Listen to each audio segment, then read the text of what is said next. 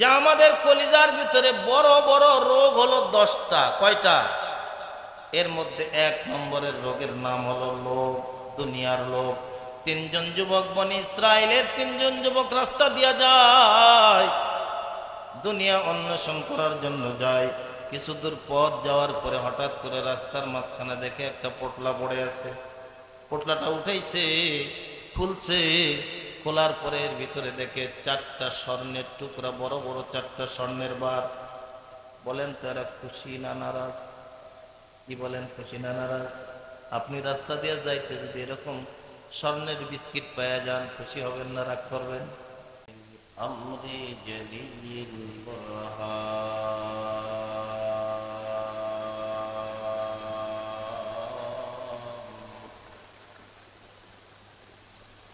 فقيم الاسم عزيز العلم وسيع الحلم كثير الغفران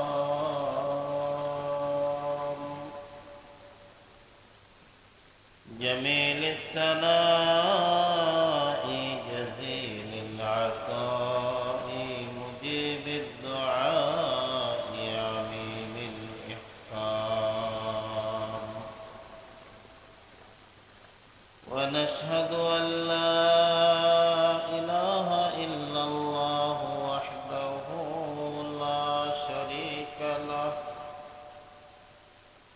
لا أصل له ولا مثل له لا مثل له ولا مثيل له ولا مثال له ونشهد أن سيدنا وسندنا ورسولنا وأولانا ومرشدنا ومولانا محمدا عبده ورسوله الذي أرسله بالحق بشيرا ونذيرا وداعيا إلى الله بإذنه سراجا وقمرا منيرا أما بعد فأعوذ بالله من الشيطان الرجيم بسم الله الرحمن الرحيم يوم لا ينفع مال ولا بنون إلا من أتى الله بقلب سليم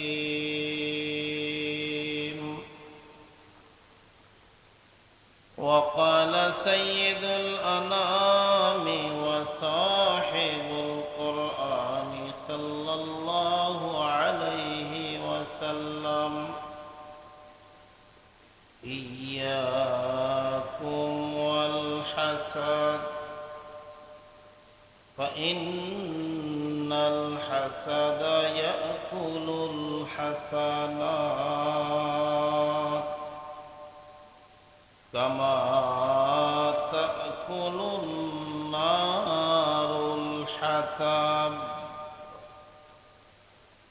صدق الله مولانا العظيم وصدق رسوله النبي الكريم ونحن على ذلك لمن الشاهدين والشاكرين والحمد لله رب العالمين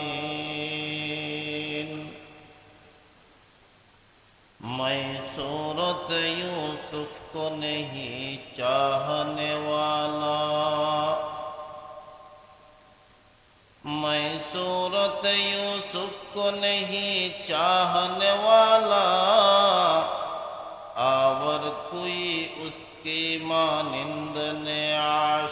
लैला मैं तालिब मौला हूँ मेरा इश्क निराला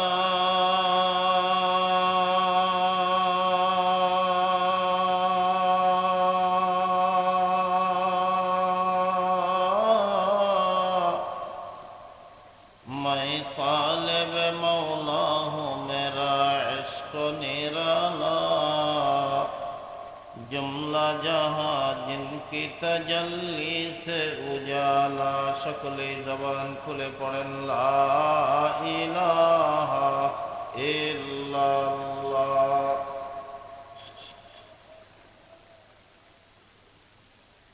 আরো ধীরে আওয়াজের চোটে আবার সামিয়ানার কাপড় চোপড় যেন যায় না ছেড়ে। হায়রে মুসলমান, কলিজার গভীর থেকে একটু মারেন টান, যাতে করে মজবুত হয় আমাদের ঈমান। কারণ জায়গাটা এখন মোটামুটি দখল করে আছে শয়তান। একটু খোলেন জবান, লা ইলাহা ইল্লাল্লাহ।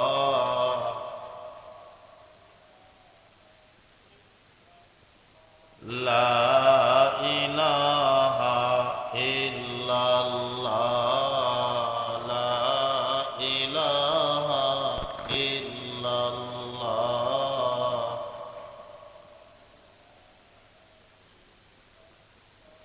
याद में तेरे सबको भुला दो, कोई ना मुझको याद रहे, सब खुशियों को आग लगा दो, खानाए दिल आबाद रहे। ला इलाहा इल्लल्लाह।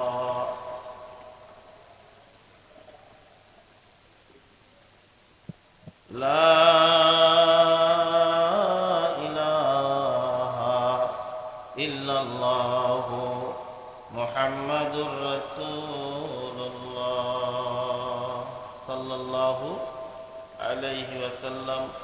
মাদ্রাসা আব্দুল্লাহ ইবনে আব্বাস রাদিয়াল্লাহু তাআলা আনহুর উদ্যোগে হাফেজ ছাত্রদের পাগড়ি প্রদান, নুরানি ছাত্রদের ছাত্রছাত্রীদের শিক্ষণীয় প্রদর্শনী উপলক্ষে দ্বিতীয় বার্ষিক ওয়াজ ও দোয়ার মাহফিলের সম্মানিত সভাপতি, আমাদের সর্বজন শ্রদ্ধা ব্যক্তিত্ব, আমার পরম ও চরম শ্রদ্ধা বড় ভাই, সাহেব বাজার বড় জামে মসজিদ রাজশাহীর সম্মানিত ইমাম ও খতিব হযরত মাওলানা আব্দুল গনি সাহেব, আজকের মাহফিলের প্রধান অতিথি আমার আরাফার ময়দানের সাথী আলহাজ মোহাম্মদ গোলাম আকবর খোকন, দ্বিতীয় বক্তা, তৃতীয় বক্তা, বিশেষ অতিথিবৃন্দ, আমার সামনে উপবিষ্ট আমার প্রাণপ্রিয় নওজোয়ান বন্ধুরা, মুরব্বিয়ানে এজাম, পর্দার অন্তরালে অবস্থানরত আমার মা ও বোনেরা, সর্বাগ্রে মহান মালিক আল্লাহর দরবারে শুকরিয়া আদায় করছি যে মহান আল্লাহ তাআলা রাজশাহী কোর্টের পার্শ্বে কাশিয়াডাঙ্গা রাজশাহী এই শীতের সময়ে আরামের বিছানা ত্যাগ করে কোরআনের ভালোবাসা গলায় ধারণ করে কোরআনী মাহফিলে এসে বসে কোরআনের কিছু কথা বলা আর শোনার সুযোগ যে মহান মালিক আপনাকে আমাকে দান করলেন, সে আল্লাহর দরবারে হৃদয়ের গভীর থেকে শুকরিয়া জ্ঞাপন করছি আলহামদুলিল্লাহ। যতগুলো বিশেষণ লাগাইলাম তাতে আওয়াজটা আরেকটু বড় হওয়ার দরকার ছিল, তবে কষ্ট মষ্ট করে যারা আলহামদুলিল্লাহ বলছেন, জানেন আল্লাহ কত নেকি আপনাকে দান করলেন। মনে করেন না যে 1 মণ বা 10 মণ নেকি পাইছি, আসমান বা জমিন ভর্তি নেকি পাইছি। সরকারে দু আলম নবী বলেন তামলাউল মিজান, এই যে আলহামদুলিল্লাহ বলছেন, মিজানের পাল্লা ভর্তি করে আল্লাহ নেকি আপনার আমলনামায় দান করছেন। মিজানের পাল্লাটা কত বড়, এক কথায় বলে দিই, আল্লাহর সৃষ্টি জগৎ পুরাটা একত্রিত করে যদি মিজানের পাল্লায় উঠানো হয়, মিজানের পাল্লা ভরে না। কিন্তু আপনি যে কষ্ট করে সুবহানাল্লাহ বললেন, আল্লাহ আপনাকে এত নেকি দান করলেন যে মিজানের পাল্লায় এ নেকি ধরে না। আর একটু জোরে বলেন সুবহানাল্লাহ। বাজে বাক্য আলাপ করে আপনাদের মূল্যবান সময় আমি করব না নষ্ট। দীর্ঘ রাত পর্যন্ত কথা বলে এই ঠান্ডার ভিতরে মশার কামড় খাওয়াইয়া আপনাদেরকেও দেব না বেশি কষ্ট। 1 থেকে সোয়া ঘন্টা আলোচনা চলবে, কথা একদম স্পষ্ট। কতক্ষণ পর্যন্ত থাকা যাবে তো ইনশাল্লাহ। অতএব আর কোনো বাজে বাক্য আলাপ নাই, সরাসরি আলোচনায় যেতে চাই। আল্লাহ তাআলা ডাক দিয়া বলেন, ইয়াউমা লা ইয়ানফাউ মালুন ওয়ালা বানুন।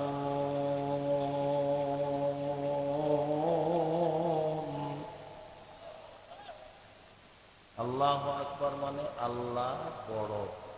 আল্লাহ কি? এই আমরা তো এখানে তো আর কেউ নেই, একটু হা করেন। আল্লাহু আকবার মানে আল্লাহ বড়। আমরা সবাই মিলে যদি আল্লাহকে বড় বলে ডাক দেই, বলেন তো দেখি আল্লাহ কি 1 ইঞ্চি বড় হবে? আরো ধীরে বলেন, আওয়াজ সামিয়ানার বাইরে যেতে পারে। আজকে মুসলমানদের ঈমানের আওয়াজ নিম্নগামী হওয়ার কারণেই গোটা দুনিয়ায় মুসলমান মার খাইতেছে। আজকের দুনিয়ায় তাকায় দেখেন, লাঞ্ছিত, বঞ্চিত, শোষিত, নির্যাতিত, নিপীড়িত, নিগৃহীত ফিলিস্তিন সহ বিশ্বের জমিন রক্তে লাল হচ্ছে। সে রক্তটা মুসলমানের। কারণ কি? কারণ একটাই, অলস জাতি হয়ে গেছি আমরা। কাফের বেঈমানরা পিঠে তুলে নিচ্ছে আমাদের পিঠের চামড়া। সবাই মিলে যদি আল্লাহকে বড় বলে ডাক দেই, আল্লাহ কি 1 ইঞ্চি বড় হবে?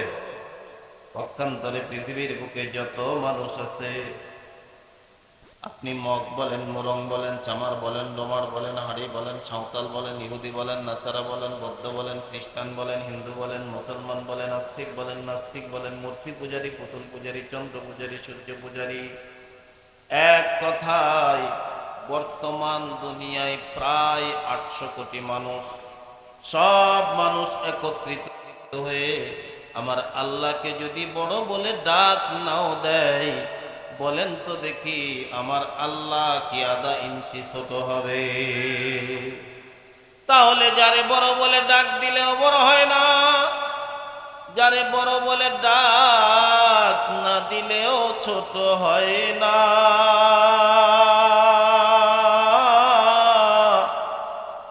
তাহলে কেন তিনি আমাদের সামনে মেলে ধরলেন এই বরত্বের বায়না? আপনার আমার পয়গম্বর স্বচ্ছ করে দিয়েছেন সে আয়না। আল্লাহর কোন বান্দা আর বান্দি যদি আল্লাহকে বড় বলে ডাক দিয়ে দেয়, আরশের মালিক আল্লাহ জগতের সব মখলুকের সামনে ওই বান্দা আর বান্দিকে বড় বানায় দেয়। আলোচনার শুরুতেই আপনাদেরকে বিরক্ত করব না বারবার। আমার চিরাচরিত স্টাইল অনুযায়ী আপনাদের সকলের কাছে নিতে চাই শুধুমাত্র একটি বার। সকলেই হৃদয়ের আবেগ, অনুভূতি, প্রেম, প্রীতি, ভালোবাসা দিয়ে কি বলতে পারবেন আল্লাহু আকবার? আমি জিজ্ঞাসা করেছি বলতে পারবেন কিনা। বলতে পারবেন তো? আমি তো মাতৃভাষায় কথা বলতেছি, বোঝার অসুবিধা হয়? নয়তো আমার নওগাঁ জেলার মহাদেবপুরেরও একটা আঞ্চলিক ভাষা আছে। আপনাদের রাজশাহীর আঞ্চলিক ভাষা নাই? কি বলেন, আছে না নাই? আচ্ছা বলেন তো দেখি, যে কোনো তকবীর, যে কোনো স্লোগান, যে কোনো মিছিল বসে বসে দিলে ভালো হয়, নাকি শুয়ে শুয়ে দিলে ভালো হয়, নাকি একটু দাঁড়ায় দিলে ভালো হয়? অনেকক্ষণ ধরে আপনারা বসে আছেন, আমি দেখতেছি অনেক মুরব্বীদের হাঁটুও লেগে গেছে, পা লম্বা করে ফেলছে। তো মাঠে যারা আছেন আল্লাহর রাস্তায় সবাই একটু দাঁড়ান তো দেখুন। আপনারা যারা ওই পার্শ্বে আছেন, আমার দেখতে অসুবিধা হচ্ছে, আপনারা দয়া করে একটু এদিকে আগায় আসেন। বাহিরের গালাও ডাকে আনতে বলতেছে, তো বাহিরের গালা কেমনে ডাকি গো? বলেন তো, যে দুটো পায়ের উপরে দাঁড়িয়েছেন, পা দুটো কে দিয়েছেন? ওই যে পিছনের যুবক বাইরে এখনো কথা কইলে না, কার সঙ্গে দিলেন পাল্লা? যে মুখ দিয়ে আল্লাহ শব্দ উচ্চারণ করলেন, এই মুখটা কে দিয়েছেন? যে কান দিয়ে শুনে আমার প্রশ্নের জবাব দিচ্ছেন, কান দুটো কে দিয়েছেন? কি আসলেই আল্লাহ দিচ্ছেন নাকি আমার তালে তাল মারতেছেন, কোনটা? তাহলে আল্লাহ যদি দিয়ে থাকেন, জীবনের শ্রেষ্ঠ আওয়াজ দিয়ে সে মালিকের বরত্বের ঘোষণা করব, রাজি আছি? তাহলে ফাঁক দিয়ে আমিও নিতে চাই হালকা একটু রেস্ট। হড়গ্রাম পশ্চিম পাড়ার যুবক বৃদ্ধ মুরব্বীদেরকেও নরমালি একটু করে দেখতে চাই টেস্ট। দেখি এলাকার মানুষগুলো অ্যাবনরমাল নাকি বেশ। লিল্লাহে তাকবীর, নারায়ে তাকবীর। কোরআন সুন্নাহর আলো। আর কতদিন ঘরে জ্বালাবেন? হ্যাঁ, নর্তকীরা গিয়া যদি সংসদ চালাইতে পারে, তো কোরআন কি সংসদ চালাতে পারবে না? আরো ধীরে বলেন, পারবে না? তাহলে এই ছোট মন মানসিকতা নিয়ে কতদিন আর থাকবেন? লিটন যদি মেয়র হতে পারে, মাওলানাও মেয়র হতে পারবে, কোরআন ওয়ালাও মেয়র হতে পারবে। অতএব আল কোরআনের আলো, নারায়ে তাকবীর, নারায়ে তাকবীর। মনে করছিলাম মাঠ বুঝি ভাঙ্গা, তো না, এখন দেখতেছি আপনাদের ঈমান মোটামুটি চাঙ্গা। পরিপূর্ণ ঈমানের আলোতে আল্লাহ আমাদের কলিজাটা করে দিক রাঙ্গা। সকলে বলুন আমিন। আর একটু জোরে বলুন, আল্লাহ আমাদের সকলের জান্নাতের হয়ে যাক জামিন। আর একবার বলেন আমিন। বসেন, একটু জিকির করেন। সুবহানাল্লাহ ওয়ালহামদুলিল্লাহ লা ইলাহা ইল্লাল্লাহ সুবহানাল্লাহ লা ইলাহা ইল্লাল্লাহ লা ইলাহা ইল্লাল্লাহ মুহাম্মাদুর রাসূলুল্লাহ সাল্লাল্লাহু আলাইহি ওয়াসাল্লাম। আপনারা অনেকক্ষণ ধরে বসেছিলেন, শরীরে একটু আলসামিও আসছিল। আপনাদেরকে টেনে দাঁড় করাইলাম, আল্লাহর বরত্বের কথা মুখ দিয়ে উচ্চারণ করালাম। মুরব্বীরা কষ্ট পাইলেন? মনে কষ্ট নিলেন? আসেন, দুনিয়ার আমরা যে দুনিয়ায় বাস করছি, আমরা সবাই চাই যে এই দুনিয়ায় আমরা সফল হই। কি বলেন? সফলতা সবাই চাই, তবে সফলতার চাবিকাঠি হলো চারটা। প্লিজ, আমার আলোচনা শুরু হয় নাই, ভূমিকার আগে উপভূমিকা পেশ করছি। সফলতার মূল চাবিকাঠি কয়টা বললাম? এই আঙ্গুলের দিকে দেখলেও বলতে পারবেন কয়টা? হ্যাঁ, সারা জীবন ওয়াজ শুনছেন, আজকে ওয়াজ আপনাদেরকেও করা লাগবে। খালি আমি ওয়াজ করব, আপনারা শুনে চলে যাবেন, কিছুই বলবেন না, তা হবে না। কিছুক্ষণ ওয়াজ আমি করব, আপনারা শুনবেন, কিছুক্ষণ ওয়াজ আপনারাই করবেন, আমি শুনবো। তার মানে উভয় দল, শ্রোতা বক্তা উভয় মিলে সামান্য কিছু সময় পাড়ি দিয়া আপনজনদের রুহের মাগফিরাতে দোয়া করে এরপরে বাড়িতে যাব ইনশাআল্লাহ। সফলতার মূল চাবিকাঠি কয়টা? চারটা। এই গভীর মনোযোগ। এই চার কাম যদি কেউ সফল হতে পারে, তো তাকেই বলবে সে সফল। এক নাম্বার, কেউ যদি চিরজীবন পায়। কি জীবন? দুই নম্বর, কেউ যদি চির যৌবন পায়।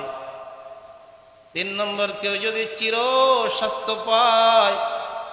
চার নম্বর, কেউ যদি চির রাজত্ব পায়।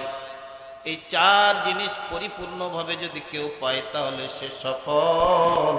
নয়তো ওর উপর দেয়া যাবে নানান রকমের ধকল।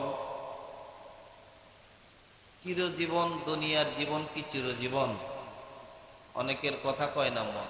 দুনিয়ার জীবন কি চিরজীবন? বাপ ছিল, দাদা ছিল, এখন আছে।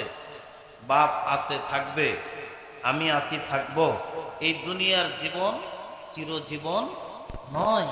তবে নবীজি বলেছেন, আল্লাহ তাআলা পরলৌকিক জীবনে মানুষকে চিরজীব বানাবেন, চিরজীবন দান করবেন, যে জীবনের শুরু আছে, শেষ নাই। সুবহানাল্লাহ বলেন। দুই নম্বর হলো চির যৌবন। যৌবন কি চিরদিন থাকে? আরো ধীরে বলেন, থাকে না।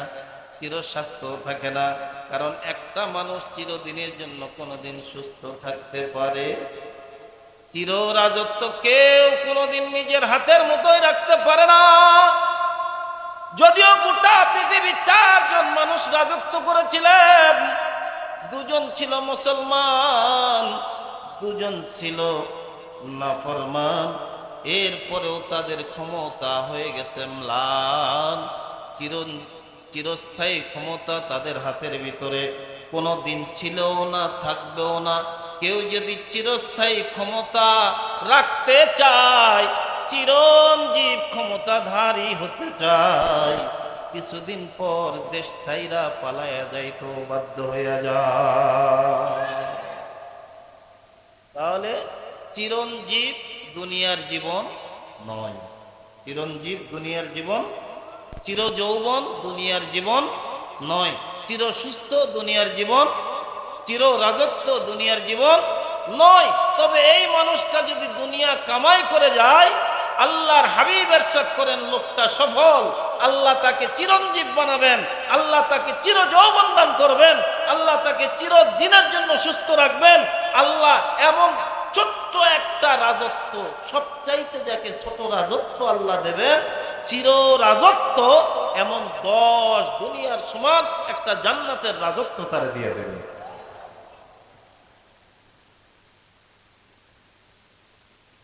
আলোচনা কিন্তু শুরু হয় নাই, এবার আলোচনা শুরু করা যাক। কষ্ট পাচ্ছেন? আল্লাহ বলেন ইয়াউমা লা ইয়ানফাউ মালুন ওয়ালা বানুন ইল্লা মান আতাল্লাহ বিকলবিন সালিম।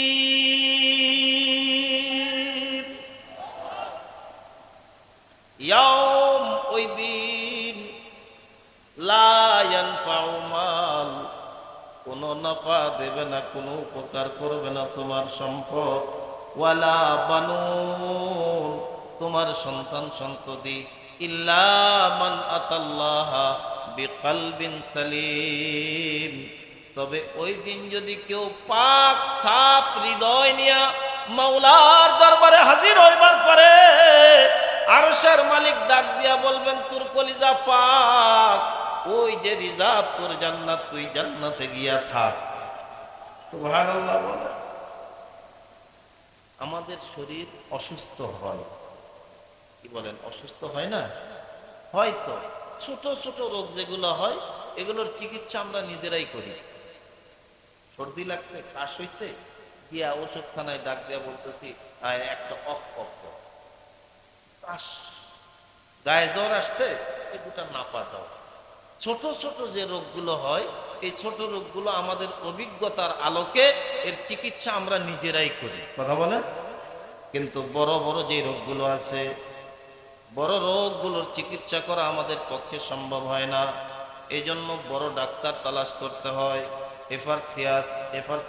আর বড় বড় ডাক্তার যারা এক এক অঙ্গের জন্য বিশেষজ্ঞ, রোগগুলোও বড়, ডাক্তারও বড়, চিকিৎসাও বড়, হাসপাতালও ছোট। হ্যাঁ, আচ্ছা বলেন তো, রোগ দেয় কে? পিছনে যারা কথাই কইলেন না, কার সঙ্গে দিচ্ছেন পাল্লা? রোগ কে দেয়? সুস্থতা কে দান করে? রোগ থেকে মুক্তি যদি ডাক্তার দিতে পারত, খোদার কসম, রাজশাহী মেডিকেল কলেজের পাশে লাইন ধরে অ্যাম্বুলেন্সের গাড়ির দরকার ছিল না, লাশবাহী গাড়ির দরকার ছিল। শরীরে বড় বড় কিছু রোগ হয়, যে রোগের জন্য বড় বড় ডাক্তারের প্রয়োজন পড়ে, যেমন brain tumour, brain cancer, blood cancer, liver cancer, যে রোগগুলো বড় মারাত্মক। এই রোগগুলো হইলে মানুষ ডাক দিয়া বলে এর বাঁচার আশা, কথা বলেন, বাঁচার আশা। এ বন্ধু, দেহের রোগ হলে যেমন চিকিৎসার দরকার, ওরকম কলবের রোগ যদি হয়ে যায়, কলবের রোগেরও চিকিৎসার দরকার আছে। আল্লামা জালালউদ্দিন রুমি রহমতুল্লাহ আলাইহি বলেন, কলবের বড় বড় 10টা রোগ আছে, বড় বড় 10টা রোগ। এই 10টা রোগ থেকে যদি কেউ তার কলবকে পরিষ্কার করতে পারে, নবী বলেন কবর জগৎটাই হবে তার জান্নাতের ঘরবাড়ি। আল্লাহ যদি দয়া করে আমাদেরকে জান্নাত দেয়, আল্লাহর জান্নাতে যাইতে রাজি আছি? কারা কারা দুটো হাত একটু উঁচু করে দেখান তো, দেখেন তো কোনো কপাল পোড়া আছে নাকি যে হাত খুলে নেয়? হাত টান করেন, বলেন, জবান খুলে বলেন, চান আল্লাহর কাছে? আল্লাহ, হয় নাই, হৃদয়ের গভীর থেকে বলেন, আল্লাহ আমাদেরকে তোমার জান্নাত দান করো। ধরে বলেন আমিন। হাত নামান। আল্লাহ নিজেই বলেছেন, উদউনি আস্তাজিব লাকুম। এ বান্দা, আমার কাছে চা রে কপাল পোড়া, চাইবি তো আমার কাছে চা। দুনিয়ায় কার কাছে চাস? সে তোরে দিতেও পারে, কথা কয় না, নাও পারে, অধিকাংশ তোরে দিবে না। আর তুই আমার কাছে চাইবি, তোর চাইতে দেরি হবে। চাওয়াটা যদি চাওয়ার মতো হয়, আমি আল্লাহ তোরে দিতে দেরি করব না। আল্লামা জালালউদ্দিন রুমি রহমতুল্লাহি আলাইহি বলেন, কলবের বড় বড় 10টা রোগ আছে। বড় চমৎকার একটা আলোচনা আপনাদের শোনায় দেয়। কলবের সবচাইতে বড় বড় 10টা রোগ হলো, 1 নম্বরের রোগের নাম হলো লোভ। কি আপনারা কি আমার উপর থাকতেছেন? একটু জবান খুলে বলেন, 1 নম্বরের রোগের নাম কি? লোভ। এই লোভ যখন কোনো মানুষের ভিতরে ঢুকে যায়, আল্লাহর ঘর মসজিদে নামাজ পড়তে গেলেও দুশ্চিন্তা হয়, না জানি 2 টাকা গেল কিনা। কথা বলেন, কথা বলেন। বনি ইসরায়েল সম্প্রদায়ের 3 জন মানুষের ইতিহাস লেখা রয়েছে। দুনিয়াটা ওই বনি ইসরায়েলের 3 জন মানুষ আর 4টা স্বর্ণের টুকরার মতো। দুনিয়া আপনি আর আমি করব কামড়া কামড়ি। এক সময় দুনিয়া আমার সঙ্গে করবে বাড়াবাড়ি। দুনিয়া ডাক দিয়া বলবে, আমার পেটের ভিতরে ঢোক তাড়াতাড়ি। কথা কয় না, কথা কয় না। ওই 3 জন মানুষের মতো গভীর মনোযোগ, যুবক, কান খুলে কথাগুলো শুনে যা। কলবের রোগের কথা আমি বলতেছি, আমি ডাক্তার নই, ওই রোগের চিকিৎসা আমি দিতে পারবো না। তবে আল্লামা জালালউদ্দিন রুমি রহমতুল্লাহি আলাইহি বলেন, খাহি কে বাত দিলে চুতু আয়না,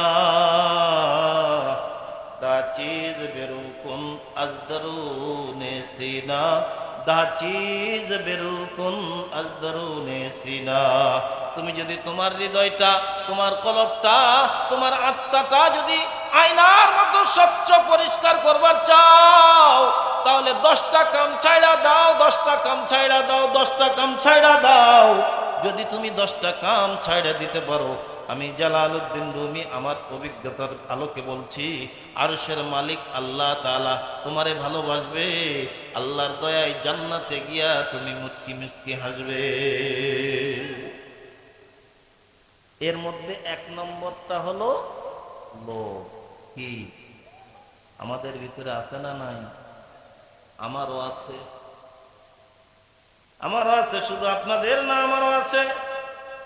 সরকারে দো আলম নবী বলেন, রাসুকুল খতিয়া, আল্লাহর নবী বলেন, দুনিয়ার মোহাব্বত প্রত্যেকটি পাপের মাথা। পাপে পাপে একটা লোকের হাত নাই, লোক চলতে পারে। একটা লোকের পা নাই, লোক চলতে পারে। একটা লোকের কান নাই, তার মানে শুনতে পায় না, তারপরেও চলতে পারে। একটা লোকের চোখ নাই, দেখে না, তারপরেও সে চলতে পারে। একটা লোক বোবা, এরপরেও চলতে পারে। কিন্তু লোকটার যদি মাথায় না থাকে, পারবেন? চলতে পারবেন? আপনাদের এলাকায় আছে কেউ মাথা ছাড়া? তো নবী বলেন, সমস্ত পাপের মাথাটা হলো লোভ। লোভ আমাদের সমাজে বলে লোভে পাপ। আপনাদের এদিকেও বলে? যাক, আমার কথা বলার সুবিধা হচ্ছে। লোভে পাপ, পাপে মৃত্যু। যখন আপনার কলিজার ভিতরে লোভ ঢুকে যাবে, অন্যান্য 9টা রোগও আপনার কলিজার ভিতরে ঢুকবে। লোভ করতে করতে আপনাকে পাপের ভিতরে নিমজ্জিত করে ফেলবে। যখন পাপ আপনাকে গ্রাস করে ফেলবে, আপনার মৃত্যু নির্ঘাত, কেউ ঠেকাতে পারবে না। জ্বলন্ত ভিটামিন তো নিজের চোখেই দেখতেছি। কথা পায় না কেন? কথা পায় না। 3 জন ব্যক্তি গভীর মনোযোগ দিয়ে শুনবেন। লোভের 2টা দিক আছে, প্রত্যেকটা জিনিসের 2টা দিক আছে। এই যে আমার সামনে আলো জ্বলতেছে, আলোটা যদি নিভে যায় তাহলে কি হবে? কথা কয় না রে, আমার কথা বোঝে না। কি হবে? অন্ধকার হবে। এখন রাত চলতেছে, রাতটা যদি পার হয়ে যায় কি আসবে? মাথার উপরে আসমান, আসমানের নিচে কি? জমিন। একটা মানুষ মোটা, মোটার বিপরীতে কি? চিকন। আছে না নাই? একটা মানুষ লম্বা, লম্বার বিপরীতে কি? একটা মানুষ ফর্সা, ফর্সার বিপরীতে কি? একটা মানুষ ধনী আর একটা মানুষ গরিব। প্রত্যেকটা জিনিস দেখবেন লোভের দুইটা দিক আছে, একটা হলো দুনিয়া আর একটা হলো আখিরাত। আখিরাত মুখী লোভ যদি কোনো বান্দার থাইকা যায়, ও যদি টাকাওয়ালা হয়ে যায় তো হজ করবে, যাকাত দেবে, গরিব লালন পালন করবে, এতিম লালন পালন করবে, আল্লাহর রাস্তায় খরচ করবে। আর যদি দুনিয়ার লোভ কলিজার ভিতরে ঢুকে যায় তো দেখবেন 50,000 টাকার বেতন পাইলেও উপরি মাসে 1,00,000 টাকা ঘুষ না খাইলে হারামির হুঁশ ফেরে না।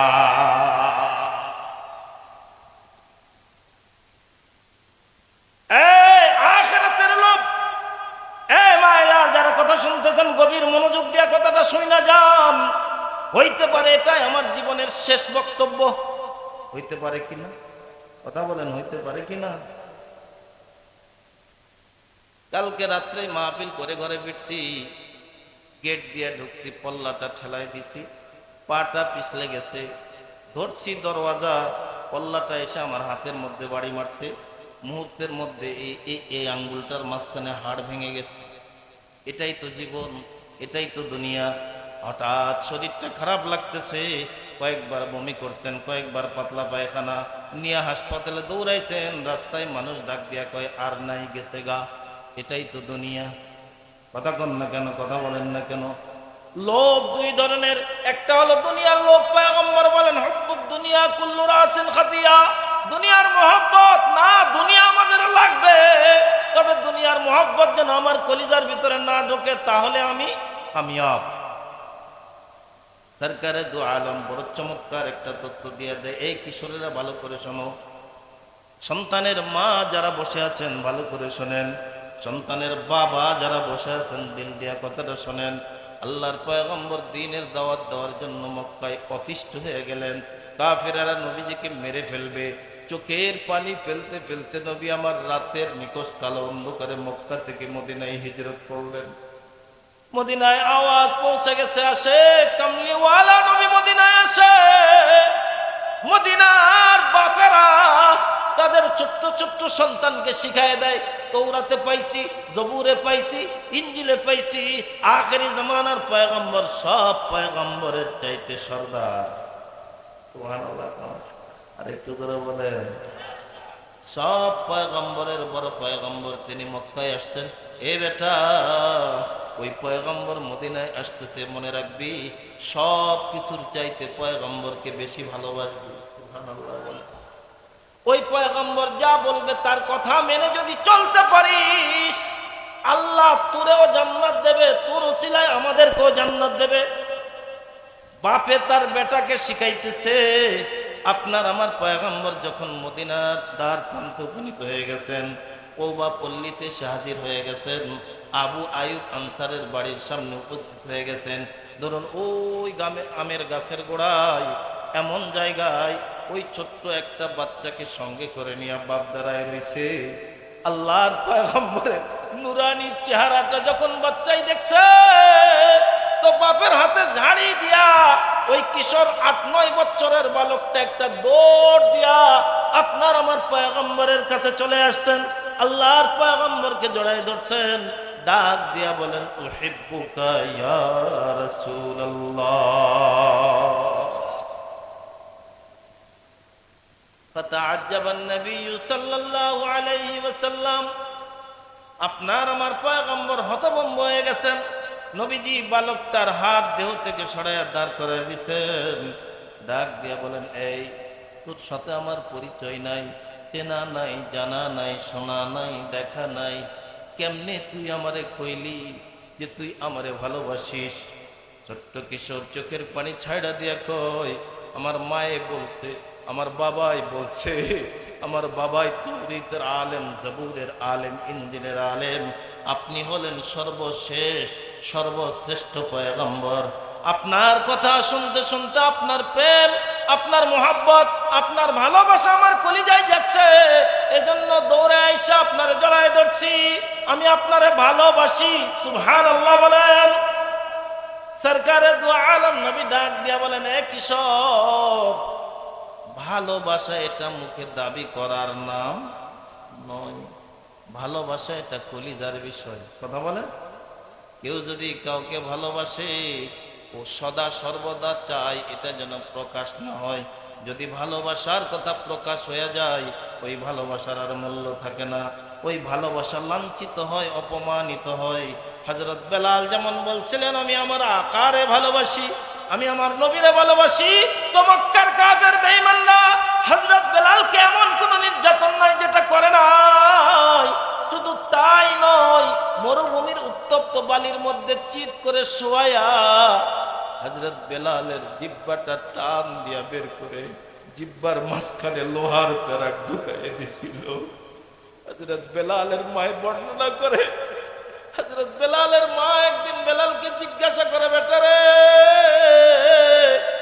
যেদিন তোর জিহ্বার মধ্যে লোহার পেরাকটা ঢুকাই দিল, কেমনে বরদাস্ত করলি, কেমনে সহ্য করলি? হযরত বেলাল ডাক দিয়া কই, মাগো, আমার বুকের উপরে চৈরা জিহ্বাটা টান দিয়ে বের করছে। আমারে ডাক দিয়া কই, মুহাম্মদের ভালোবাসা ছাড়, আল্লাহর ভালোবাসা ছাড়, তুই পার পায়া যাবি।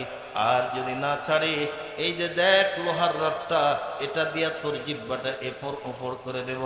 হযরত বেলাল বলেন, মাগো, একবার রডের দিকে তাকাই, একবার আমার নবীর দিকে তাকাই, একবার রডের দিকে তাকাই, একবার আমার জীবনের দিকে তাকাই। আমার মনে পড়া যায়, আমার নবী বলেছেন, বেলাল,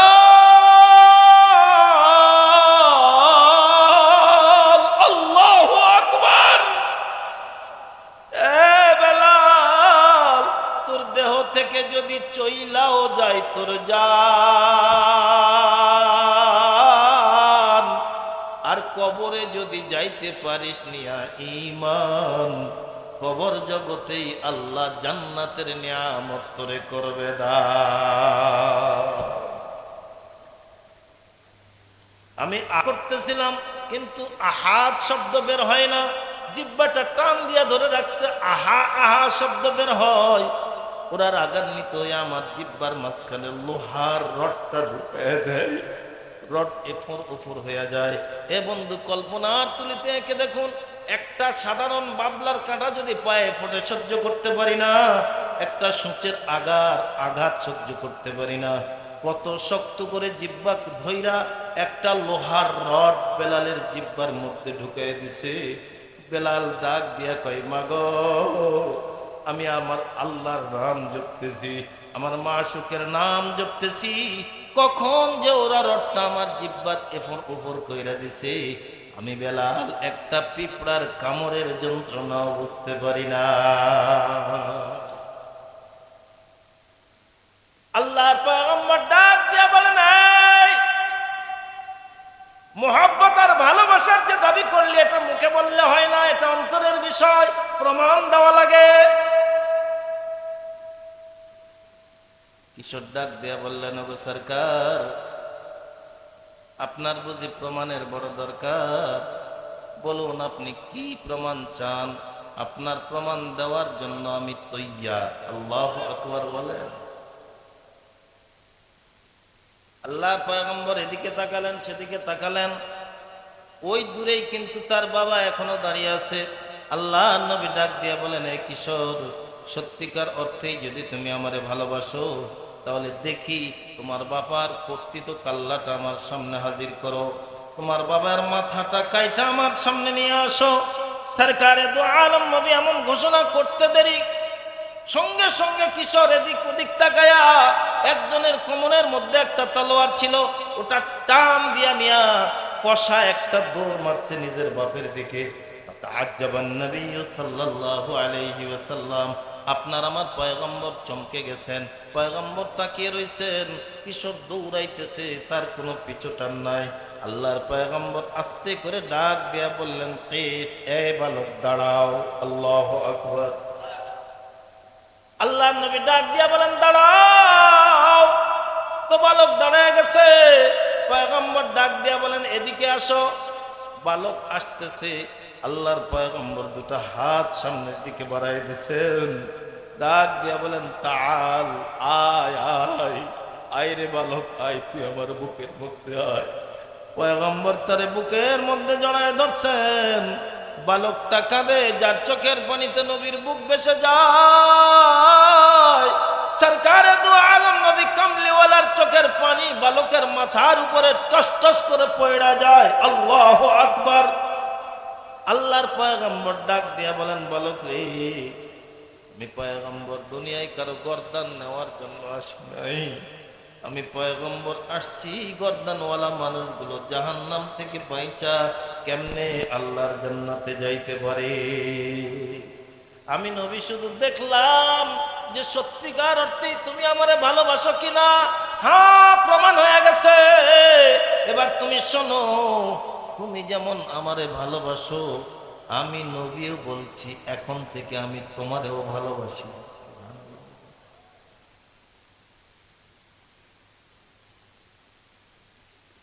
আমি নবীও তোমারে ভালোবাসি। আমি নবীর অন্তরও তোমার ভালোবাসা রইল। এ বালক, তোমার নাম কি বলো? বালক বলে, আমার নাম তলহা। এই কোবা পল্লীতে আমার ঘর, এখানেই আমি থাকি। আল্লাহর পয়গম্বর 13 থেকে 14 দিন পর অথবা 15 দিন পর কোবা পল্লী ছেড়ে মদিনার শহরের ভিতরে ঢুকলেন। কোবা পল্লী থেকে কয়েকদিন পরে কিছু লোক আসলো। আল্লাহর পয়গম্বর ওদেরকে ডাক দিয়ে বললেন, এই কোবা পল্লী থেকে তোমরা আসছো? কোবা পল্লীতে আমি নবীর একটা আশেক আছে, আমি নবীর একটা প্রেমিক আছে, আমি নবীর একটা পাগল আছে। তবে পাগলটা ছোট হলে কি হবে, তার প্রেমটা বড়। সাহাবীরা প্রশ্ন করলেন, ওগো নবী, কে সে? আল্লাহর নবী বলেন, ওর নাম তলহা। 10-11 বছর বয়স হবে। সাহাবীরা বলেন, পয়গম্বর কোবা পল্লীতে তো অনেক তলহা আছে। তলহা ইবনে আব্দুস সালাম, তলহা ইবনে উবাইদুল্লাহ, তলহা বিন বারা। আল্লাহর নবী বলেন, হ্যাঁ হ্যাঁ, তলহা বিন বারা, যে আমি নবীর বড় আশেক, ওর কি খবর? সাহাবীরা ডাক দিয়া বলেন, নবী গো, আপনি জানেন ও তো কোবা পল্লীতে কৃষকদের মধ্যে লাগাই দিছে একটা মেলা। ও নবী, কিশোরদের ভিতরে ঢুকায় দিছে ও আপনার সুন্নতের খেলা। আরো জোরে জোরে বলেন সুবহানাল্লাহ। নবী, আপনি জানেন না, আপনি যেমনে চলেন তলহার সামনে চলে, আপনি যেমনে বলেন তলহার সামনে বলে, আপনি যেমনে খান তেমনে খায়, যেমনে ঘুমান তেমনে ঘুমায়। সরকারে দু আলম নবী বলেন, মান আহাব্বা সুন্নতি ফাকাদ আহাব্বানি, মান আহাব্বা সুন্নতি ফাকাদ আহাব্বানি, ওয়া মান আহাব্বানি কানা মাই ফিল জান্নাহ। আমাদের কলিজার ভিতরে বড় বড় রোগ হলো 10টা। কয়টা? আমারে ভালোবাসতে চাও। এর মধ্যে 1 নম্বরের রোগের নাম হলো দুনিয়ার লোভ। 3জন যুবক বনি ইসরাইলের 3জন যুবক রাস্তা দিয়া যায়। তোমরা যদি আমারে ভালোবাসতে চাও, আমি পয়গম্বরের পথ যাওয়ার গ্রহণ করো। যদি তোমরা আমার আদর্শকে গ্রহণ করতে পারো, ওটাটা উঠাইছে খুলছে, আমি নবী ভালোবেসে একটা সঙ্গে করে নিয়ে জান্নাতে যাব হেসে হেসে। খুশি না নারাজ? কি বলেন, খুশি না নারাজ? আপনি রাস্তা দিয়ে যাইতে যদি এরকম স্বর্ণের যেই কথা বলতেছিলাম, কি হবেন না রাগ করবেন? খুশি। 3জন পাইছে 4টা স্বর্ণের বার। এই 3জনের ভিতরে একজন চালাক বেশি। ও একজনকে গুঁতো দিয়া ডাক দিয়া কয়, আমি যা বলবো তুই তাই বলবি, খবরদার অন্য কথা বলবি না। কয় ঠিক আছে। এবার সে ডাক দিয়া কয়, দোস্ত, অনেক পথ রাস্তা হেঁটে আসছি, আমরা এখানে বসলাম, 2জন বসে থাকতেছি, তুই বাজার থেকে আমাদের জন্য একটু খাবার নিয়ে আয়। একটু হাবা গোবা ওকে ডাক দিয়া কয়, আরে আমরাই বাজারে যাই, একসঙ্গে খেয়ে আসি। ও কয়, আমি না তোরে নিষেধ করলাম, কিছু বলবি না? তোরে না আগেই সাবধান করে দিয়েছি, তুই দুনিয়ার কি বুঝিস? এরকম কিছু লোক আছে না নাই? ইহা তককে বাপ বেটা পর্যন্ত বসে কথা হয়, বুড়া হয়ে গেছে বাপ, এজন্য সংসারের জন্য এটা অভিশাপ হয়ে গেছে। কোন কাজের পরামর্শ করলে বাপ যদি বলে যে না এটা এভাবে করতে হবে, কুলাঙ্গার বেটা, বেটা নয় আমরা পাঁঠা জন্ম দিয়েছি, যার কারণে বাপের সঙ্গে বেয়াদবি করে ডাক দেখো তুমি কি বুঝো, বলে কি বলে না, বলে কি বলে না, এমন বেটাকে থাপড়ায়া গাল ফাটায় ফেলে দেওয়া দরকার। এ যুবক বন্ধু, তোমাদের পায়ে হাত দিয়া কথাটা বলে যাই, আমার কথা নয়, সরকারে দু আলম নবী বলেছেন, ক্বালা রাসূলুল্লাহ সাল্লাল্লাহু আলাইহি ওয়াসাল্লাম, রিজার রাব্বি বিরিজাল ওয়ালিদাইন।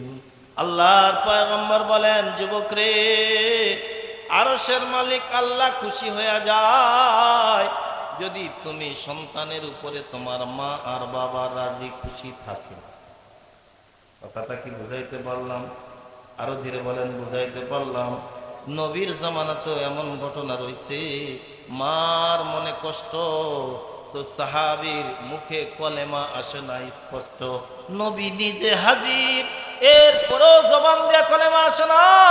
বেলালকে নবী পাঠাই দিছেন, দেখো তোর বাড়িতে কে আছে, গিয়া দেখে বিবি বাচ্চা, আর কাউরে দেখতে পায় না।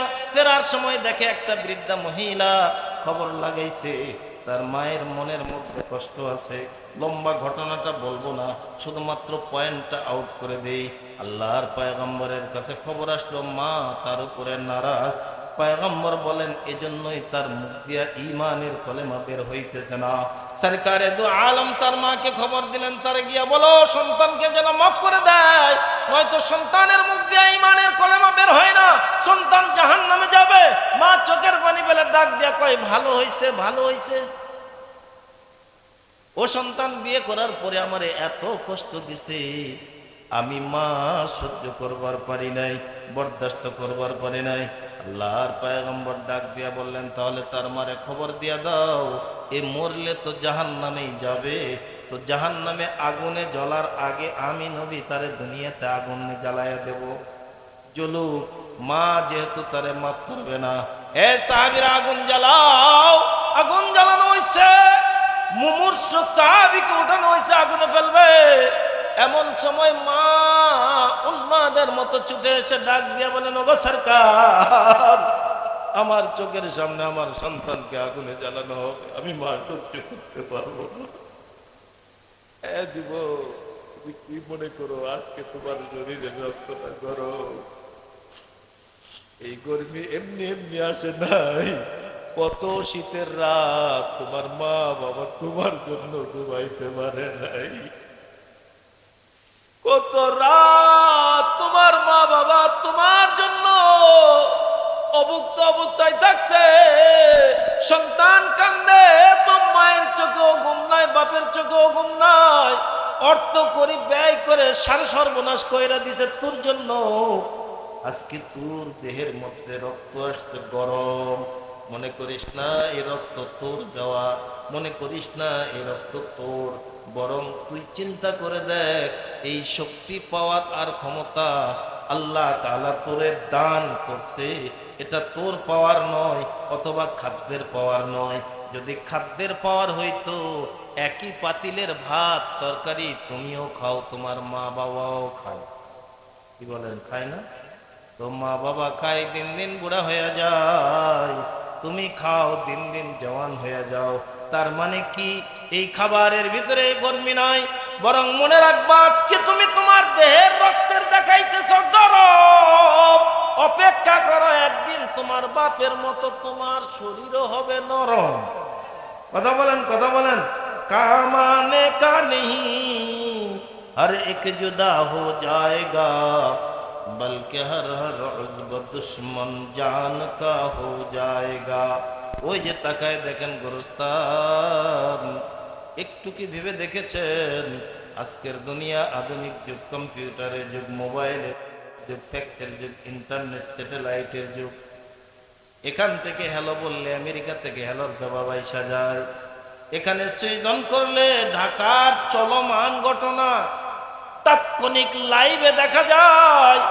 ওই তো গোরস্থানটা বাড়ির পাশে, মাত্র কয়েক ফিট মাটির তলায় কত দিন হলো বাবারে খবর দিয়ে এলেন, কতদিন হলো মায়ের খবর দিয়ে এলেন, কতদিন মা বাবার খবরের কিনারায় দাঁড়াইয়া দাঁড়াইয়া আব্বা আব্বা করে ডাক দিলেন। একটা বারের জন্য তো কবর জগতের কোন খবর এলো না। গোরস্থানে একটু মাটি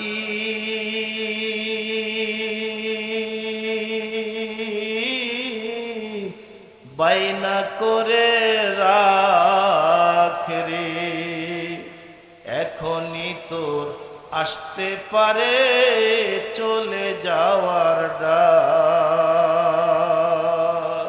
কথা বলেন, কথা বলেন, আর একটু ধীরে বলেন, ঠিক না বেঠিক? তাহলে ওই কবরে আপনারা আমারে যাওয়া লাগবে।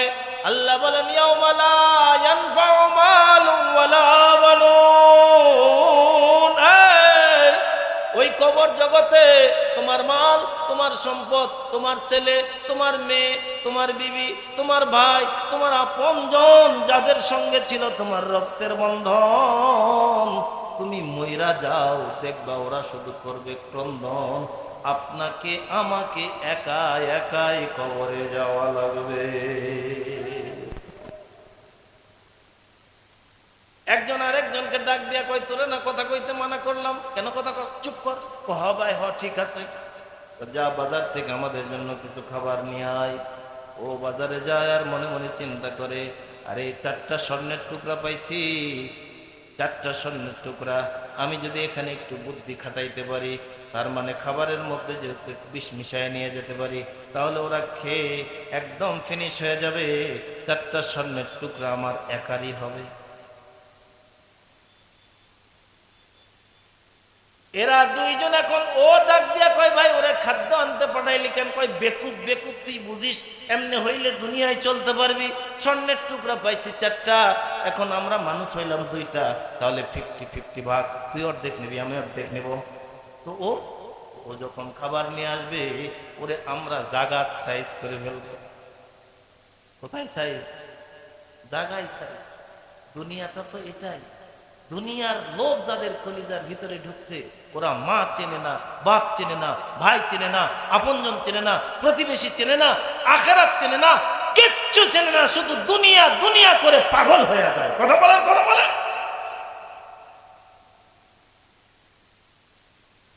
এরা দুইজন সিদ্ধান্ত নিছে, ও যখন খাবার নিয়ে আসবে ওরা ধরে এখানে মেরে সাইজ করে ফেলবো। স্বর্ণের টুকরা তোর 2টা, আমার 2টা। আর ও মনে মনে চিন্তা করতেছে, খাবারের মধ্যে বিষ দিয়া নিয়ে যাব, কাজে ওরা দুইজন মরবে, আমি একাই 4 স্বর্ণের টুকরা নিয়ে সরব। খাবার নিয়ে আসছে, যথা পদ্ধতিতে সিদ্ধান্ত অনুযায়ী আক্রমণ করছে। ওরে মাইরা ক্লান্ত হয়ে গেছে, এবার ডাক দিয়ে কয়, একটু বিশ্রামের দরকার, ক্ষুধাও লেগে গেছে, খাবার দরকার, খাই।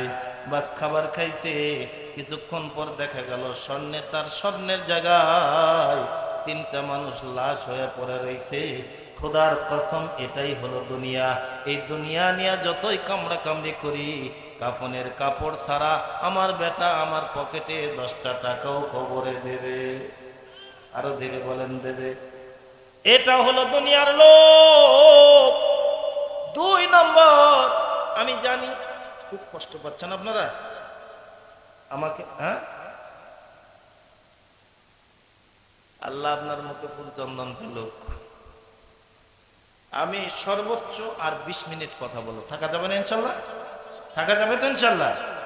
তাহলে 2 নম্বরের রোগের নাম একেবারে সংক্ষিপ্ত করে বলে দেই। 2 নম্বর রোগের নাম, যে রোগ কলিজার ভিতরে আমাদের ঢুকছে, আমারও, এখান থেকে আমিও খালি নয়। 2 নম্বর রোগের নাম হলো দীর্ঘ আশা, লম্বা আশা। কত আশা? লম্বা। 5 তলা বিল্ডিং, 7 তলা বিল্ডিং করছি, 10 তলা বিল্ডিং, এরপরেও দেখবেন ওর উপরে 1.5 হাত লম্বা করে রডছে, আরো 1 তলা করা যায় কি? কথা বলেন। আমাদের আরবি সাহিত্যের কিতাবের ভিতরে একটা ঘটনা আসছে। আল্লাহর এক বান্দার বয়স 95 বছর। বছর দজলা নদীর পারে লাঠি দিয়া পাথর সরাইতেছে। এক যুবক গিয়া ডাক দিয়া কয়, দাদা করেনটা কি? কয়, নাতিরে এই জায়গাটা লিজ নিলাম, এই জায়গাটা সরকার থেকে লিজ নিলাম। কত দিনের জন্য? কয় 250 বছরের। কত বছরের? বুড়ার বয়স কত? তার মানে 95 বছর বয়স, মানে তাগড়া যুবক। যুবক না নড়বড়ে? তো নড়বড়ে বৃদ্ধ 95 বছর তার বয়স, সে দজলা মনে করেন পদ্মা নদীর পার 250 বছরের জন্য লিজ দিচ্ছে। যুবক সই না, দৌড়ায় আপনাদের হর গ্রাম এসে চিৎকার দিয়া ডাক দিয়া কয়, আজরাইল নাই। কে নাই? লোকেরা ডাক দিয়া, কি কি পাগলা হয়েছিস রে আজরাইল? কে কইল তোরে? তুই কি জানিস পৃথিবীর সব প্রাণীর জান নেওয়ার পরে আল্লাহ তাআলা ডাক দিয়া বলবেন, আজরাইল আর কে আছে বল? আজরাইল বলবে, আল্লাহ, আমি আর তুমি। আরশের মালিক ডাক দিয়া বলবেন, এবার তুমি তোমার জানটা নিয়ে নাও। আল্লাহ তাআলার এই জবাব যখন আসবে, নির্দেশ যখন আসবে, আজরাইল একটা চিৎকার দিয়ে বলবে, আল্লাহ, এটা যদি আমি জানতাম যে আমার জানটাও আমার খরচ করা লাগবে, আমি জিন্দেগি তো কোনোদিন জান কবজের দায়িত্ব গ্রহণ করতাম না। লোকেরা ডাক দিয়া কয়, সবার পরে মরবে আজরাইল, তোর বুকে কে মারলো ঢিল? কয়, আজরাইল যদি না মরে তাহলে 95 বছর বয়সের বুড়া 250 বছরের জন্য পদ্মার পার লিজ নেই কেমনে? দাদাগণ, আমাদের আশার কোনো শেষ? আরো ধীরে বলেন, আছে? শেষ আছে? দীর্ঘ আশা। এই আশা একদিন, ভালোবাসা একদিন চূর্ণ বিচূর্ণ হইয়া মাটির তলায় দাফন হয়ে যাবে। এই আশা আপনাকে এমন নিরাশা বানায় দেবে, পরলৌকিক জীবনে আপনার সর্বনাশা হয়ে আসার সামনে দেখা দেবে। আল্লাহর হাবিব বলেন, এই রোগগুলো দিল থেকে দূর করা লাগবে। আল্লাহ তৌফিক দান করুক। 3 নম্বর রোগ বলবো? অসুবিধা লাগতেছে আপনাদের? এমনি তো ওয়াজ তো অনেক শুনছেন। এই রোগগুলো চিহ্নিত করা দরকার। রোগ চিহ্নিত না হলে এর চিকিৎসা করা সম্ভব নয়। আমাদের কলবের এই বড় বড় রোগগুলো থাকার কারণে আজকে সমাজের একটা কুকুরের চাইতো আমাদের চরিত্র আরো হিংস্র, নোংরা হয়ে গেছে।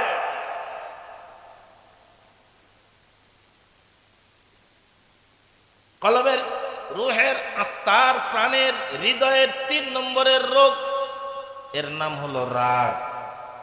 এর নাম কি? আরো ধীরে বলেন কি? রাগ যখন উঠা যায়, বউরে তখন ডাক দিয়ে কয়, তুই তালাক, তোর মা তালাক, তোর বাপ তালাক, তোর 14 গোষ্ঠী তালাক। হয় না? নবীর সাহাবী বড় চমৎকার একটা কথা। আল্লাহর নবীর এক সাহাবী, যার নাম আবু হুরায়রা, আল্লাহর নবীর কাছে গিয়া ডাক দেয়া বলেন, সরকার, আমার একটা ওয়াজ করেন। ওয়াজ আদম থেকে নিয়ে আমাদের নবী পর্যন্ত সব নবীদের ছিল একটাই কাজ, নবীরা এসে দুনিয়ার মানুষকে শোনাইছেন এক আল্লাহর ওয়াজ। হেদায়েত কার হাতে? সবাই বলেন একসাথে, হেদায়েত কার হাতে? নবীরা শুধু এসে বলেছেন যে ভাই কুলু লা ইলাহা ইল্লাল্লাহ তুফলিহুন, মানলে মান, না মানলে তুই তোর কপাল খাবি। নবীরা এই ওয়াজটাই করছেন। এই ওয়াজ করতে গিয়া আল্লাহর নবীর বিরুদ্ধে কাফের বেঈমানরা উঠে পড়ে লেগেছে, নবীকে মারতে চেয়েছে, নবীর মুখ থেকে কোরআন বন্ধ করে দিতে চেয়েছে। কিন্তু কোরআন নাজিল করেছেন কে? কোরআন কে নাজিল করেছেন? এর হেফাজতের দায়িত্ব কে নিয়েছেন? আল্লাহ নিজেই বলেন, কোরআন আমি আল্লাহ নাজিল করেছি, হেফাজতের দায়িত্ব আমি আল্লাহ জিম্মাদারিতে নিয়ে নিলাম। আল্লাহ নবী বলেন, লা তাগযাব ইয়া আবু হুরায়রা। আল্লাহ নবী আবু হুরায়রাকে বলেন, হে আবু হুরায়রা, খবরদার তুমি রাগ করবা না। আল্লাহ তাআলা নিজেই বলেন, ওয়াল কাযিমিনাল গায়জ। তোমরা যদি রাগকে হজম করে, যেই ব্যক্তি রাগকে হজম করে, আল্লাহ তাআলা তাদেরকে ক্ষমা করে। সুবহানাল্লাহ বলেন। এই কি সমস্যা কি তোমাদের?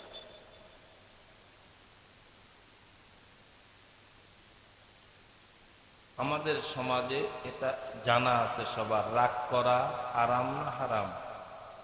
যারা ধীরে বলতেছেন বোঝা যাচ্ছে ভিতরে আছে কিছু ব্যারাম। রাগ করা আরাম না হারাম? হারাম। রাগ মানুষের মনুষ্যত্বকে নষ্ট করে দেয়, রাগ মানুষের ভিতরে পশুত্ব প্রবেশ করায় দেয়। তবে কখনো কখনো রাগ করা জরুরি হয়ে পড়ে, রাগ করা ফরজ হয়ে যায় যখন ইসলামের উপর আঘাত আসে, দ্বীনের উপর আঘাত আসে, কোরআনের উপর আঘাত আসে, রাসূলের ইজ্জতের উপর আঘাত আসে। শুধু রাগ নয়, বরং তাদের বিরুদ্ধে সংগ্রাম করা, ময়দানে ঝাঁপিয়ে পড়া, নিজের শরীরে তাজা রক্ত ঢেলে দেওয়ার পর্যন্ত প্রয়োজন হয়ে যায়।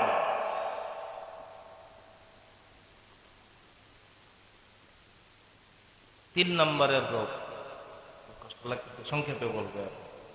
4 নম্বরের রোগ, তাহলে 1 নম্বরের রোগ বললাম লোভ। লোভ লোভ লোভ কি? লোভ।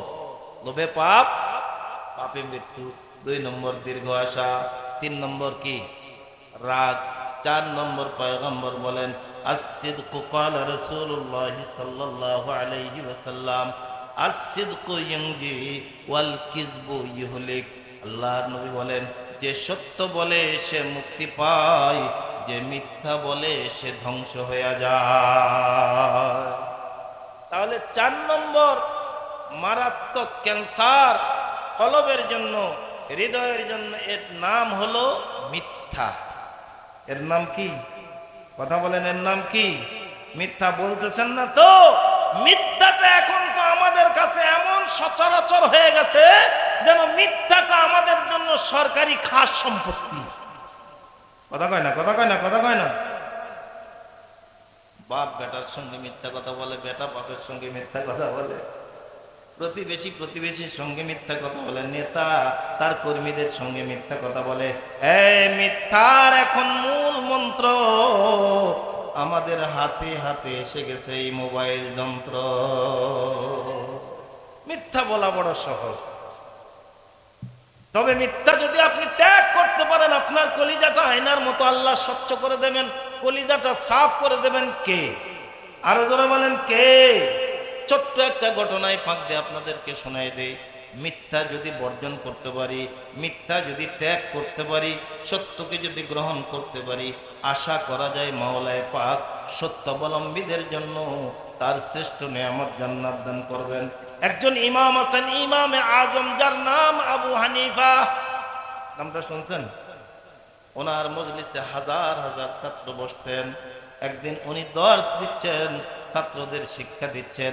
এমন সময় এলাকার সবচাইতে বড় ত্রাস, বড় সন্ত্রাস, বড় মাস্তান, বড় লুচ্চা, বড় বাটপার ওই দিক দিয়া তার চামচাদের নিয়ে যায়, নিজেকে বড় করার জন্য ডাক দেখ, ওই যে দেখতেছিস না নোমান, ও আমার দোস্ত,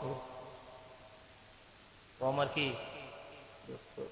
স্বামীরা ডাক দেয়া কয়, বস আপনি এমন মিথ্যা কথা আর কহেন না, আপনি কোথায় আর ও কোথায়, এটা হইল নাকি? ও কেমনে আপনার দোস্ত হয়? ও ইগোতে লাইগা গেছে। ডাক দিয়া কয়, তোরা থাক, তাহলে আমি একটু দোস্তের সাথে কথা বলে আসি। হাজার জনতাকে নিয়ে, ছাত্রকে নিয়ে যিনি পড়াইতেছেন, এলাকার সবচাইতে বড় সন্ত্রাসী মানুষ, মানুষের কাছে পরিচিতই হয়, অপরিচিত থাকে। নোমানের কাছেও পরিচিত। ওর সামনে এসে ডাক দিয়া কয়, ও নোমান ইবনে সাবিত, এই সময়ে তুমি হলে সবচাইতে বড় আলেম, এই এলাকার আমি হলাম সবচাইতে বড় ত্রাস, বড় সন্ত্রাসী। আমি তোমাকে আমার দোস্ত বানাইতে চাই, দোস্ত বানাইতে চাই। তো নোমান নোমান ইবনে সাবিত বলেন, আরে তোর সাথে আমার কি দোস্তি যায়? সত্য করে বলতো, তুই চুরি করিস? কহ করি। তুই সন্ত্রাসী করিস? কহ করি। তুই নারীর ইজ্জত লুণ্ঠন করিস? কহ করি। কত মানুষ খুন করিস? কহ করি। তাহলে বল, তোর সঙ্গে আমার কেমনে দোস্তি হয়? কন্যা দোস্তি আমি করবই, আমি আমার সাথীদেরকে বলে আসছি তুমি আমার দোস্ত, কাজেই তোমাকে আমার দোস্ত করাই লাগবে। নোমান ইবনে সাবিত ডাক দিয়ে বলেন, আমার সঙ্গে যদি তুই দোস্তি করতে চাস, একটা শর্ত। কয়টা শর্ত? এবার ও ডাক দিয়া বলে, তাহলে কি আমারে চুরি ছাড়া লাগবে? কয় না। মিথ্যা তাহলে কি আমারে মদ ছাড়া লাগবে? কয় না। তাহলে কি ইজ্জত লণ্ঠনকারী হিসেবে আমার নামটা কায়টা দেবো? কয় না। সন্ত্রাসী বন্ধ করে দেবো? কয় না। তাহলে কি শর্ত? আমার সঙ্গে যদি তুমি বন্ধুত্ব করতে চাও, আমার একটা শর্ত, সেটা হলো কখনোই তুমি আমার সঙ্গে মিথ্যা কথা বলতে পারবা না। কি বলতে পারবা না? মিথ্যা বলতে পারবা না। ও বলে এটা তো ব্যাপার হলে তো ইজি ব্যাপার, আই এগ্রি, আমি রাজি, মিথ্যা বলতে হবে না, ভালো তো। খুব খুশি, বন্ধুদেরকে ডাক দিয়া বলে, দেখলি নমান হাত বাড়াই দিছে, ও হাত বাড়াই দিছে, ডাক দিয়া কই, দোস্ত বন্ধুত্ব হয়ে গেল। দোস্তের দাবি হলো কায়াতে মায়া বাড়ে, দেখা সাক্ষাৎ হলে বন্ধুত্ব বাড়ে না কমে? বাড়ে। কাজে এ দোস্ত, আজকে তোর সঙ্গে আমার দোস্তি হইল, 3 দিন পরে তুই আমার সঙ্গে দেখা করবি। দোস্তির দাবি হলো দেখা সাক্ষাৎ করা, মায়া মহব্বত ভালোবাসা বাড়বে।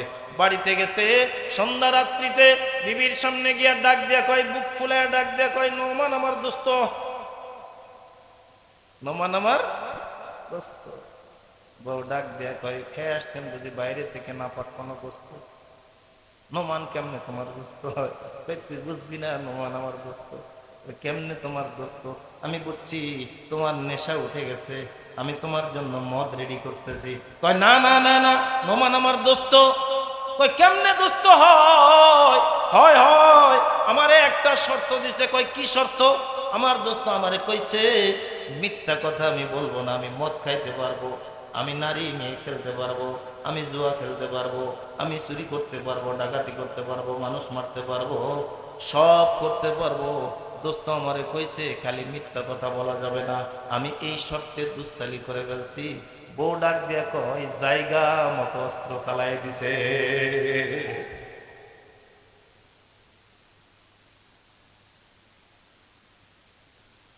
কই তুই কি কইলি এটা? তো কি কইলাম, দাঁড়াও। বলে বউ ঘরের ভিতর থেকে মদ নিয়ে আসছে, গ্লাসে ঢালছে, স্বামীর হাতের মধ্যে দিছে। স্বামী ধরবে এমন সময় ডাক দিয়ে কয়, দাঁড়ান। কেন? তুমি মদ খাইবা খাও, 3 দিন পরে যে দোস্তের সঙ্গে দেখতে করতে যাবা, যদি দোস্ত জিজ্ঞাসা করে, দোস্ত মদ খাইছ, তুমি কি বলবা? কি বলবা? হাজার হাজার ছাত্রের সামনে আমি ওয়াদা করে আসছি মিথ্যা বলবো না। তখন যদি আমি বলি, হ দোস্ত আমি মদ খাইছি, তো আমার আর ইজ্জত থাকলো কোথায়? নমানের সঙ্গে বন্ধুত্বের বন্ধুত্ব থাকলো কোথায়? হাত টান দিয়ে কয়, এ বউ মদ ছড়া, আর মদ খাবো না। সুবহানাল্লাহ বলে। সকালবেলা উঠে বন্ধুদের সঙ্গে যখন আড্ডা মারতে গেছে, অকাম কুকাম সবাই করতেছে। বন্ধুরা ডাক দেয়া কয়, বন্ধু আয়, দূরে থাকলি কেন? কয় না না, তোরা যা পারিস কর, তোদের সঙ্গে কাজ করবো 3 দিন পর। কয়দিন পর? এই 3 দিনের মধ্যে সব সাইরা দিছে এক কথায়, যে দোস্তের সামনে আমি মিথ্যা বলতে পারবো না। আর এই অকাম কইরা কেমনে বলবো যে আমি করছি? 3 দিন পর নোমান ইবনে সাবিতের সামনে যখন ও চলে গেছে, তো নোমান তার চেহারায় দেখা আল্লাহ ওয়ালারা বুঝতে পারে। নোমান দেখায় ডাক দিয়া কয়, দোস্ত সত্যিকার অর্থে তোমার ভিতরে দুস্তি আইসা গেছে। 3 দিনে তুমি যে কামগুলো ছাইরা দিছো, আমাকে মিথ্যা কথা বলবা না বলে, এ দোস্ত এমন করে যদি তুমি ছাইরা দিতে পারো, আমি তোমার বন্ধু নোমান বলতেছি, আল্লাহ যদি আমারে জান্নাত দেয়, তোমারে সঙ্গে করে নিয়ে আল্লাহর জান্নাতে যাব। এ বন্ধু, পরিষ্কার বইলা দে, আমাদের কলবের 4 নম্বরের রোগের নাম মিথ্যা। এ রোগ থেকে বাঁচার দরকার আছে কি নাই? আর একটু ধীরে বলেন, আছে না নাই? 5 নম্বর, কথা কেন জানি লম্বা হয়ে যাচ্ছে, বলবো বলবো। আল্লাহর পয়গম্বর বলেন, ক্বালা রাসূলুল্লাহ সাল্লাল্লাহু আলাইহি ওয়াসাল্লাম,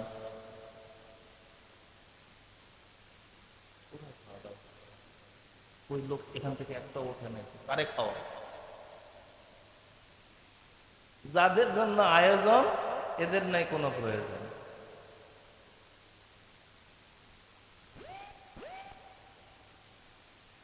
সরকারে তো আলম নবী বলেন, প্লিজ লুক এট মি, আমার দিকে তাকান, এত অল্প মানুষ নিয়ে আমার মনে হয় এই সিজনে আমি কোনোদিন কথা বলি নাই, কিন্তু তারপরেও আপনারা যে আগ্রহ ভরে শুনছেন, এই চোখগুলো বলছে যে আমার কথাগুলো শুনতেছে, এই জন্য কথা বলতে পারতেছে।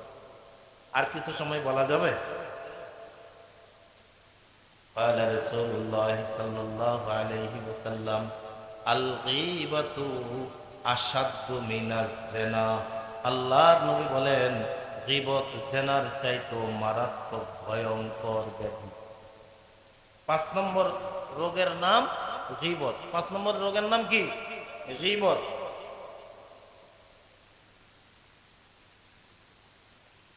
আল্লাহর নবী বলেন জেনার চাইতেও ভয়ঙ্কর, জেনার চাইতেও মারাত্মক ব্যাধি, এর নাম কি? এর নাম কি? গীবত। গীবত, পরনিন্দা। বুঝেন না? কেমনে বললে বুঝাইবো আপনাদের? কিভাবে বললে যে আপনাদেরকে বোঝাবো আমি বুঝতেছি না। পরনিন্দা করা, অন্যের দোষ চর্চা করা, অন্যের কথা আরেকজনের কাছে গিয়া লাগানো, এমন কথা যেই কথাটা আপনার সামনে বললে আপনি কষ্ট পাবেন, আপনার সামনে বললে আপনি কষ্ট পাবেন, আপনাকে না কইয়া ওই মরে গিয়া 5 জনের সামনে বলতেছে, এটার নাম গীবত। এটার নাম কি? গীবত। আরেকটা হলো আপনি যেটা করেন নাই এটা আপনার উপরে চাপাই দিয়া প্রচার করতেছে, এটা তো গীবত না, এটা সরাসরি তুহমত, অভিযোগ। আল্লাহর নবী বলেন, সাহাবায়ে কেরামরা প্রশ্ন করলেন, ওগো সরকার আপনি এটা কি বললেন? জেনার চাইতেও মারাত্মক গীবত, এর ডেফিনেশন দরকার, এর ব্যাখ্যা দরকার। সরকারে দু আলম নবী বলেন, সাহাবীরা শোনো, কেউ যদি জেনা করে অনুতপ্ত হয়ে যদি আল্লাহর দরওয়াজায় গিয়া চোখের পানি ফেলে বলে, আল্লাহ এমন পাপ জিন্দগিতে আর কোনোদিন করব না, ও মালিক তুমি আমারে মাফ কইরা দাও।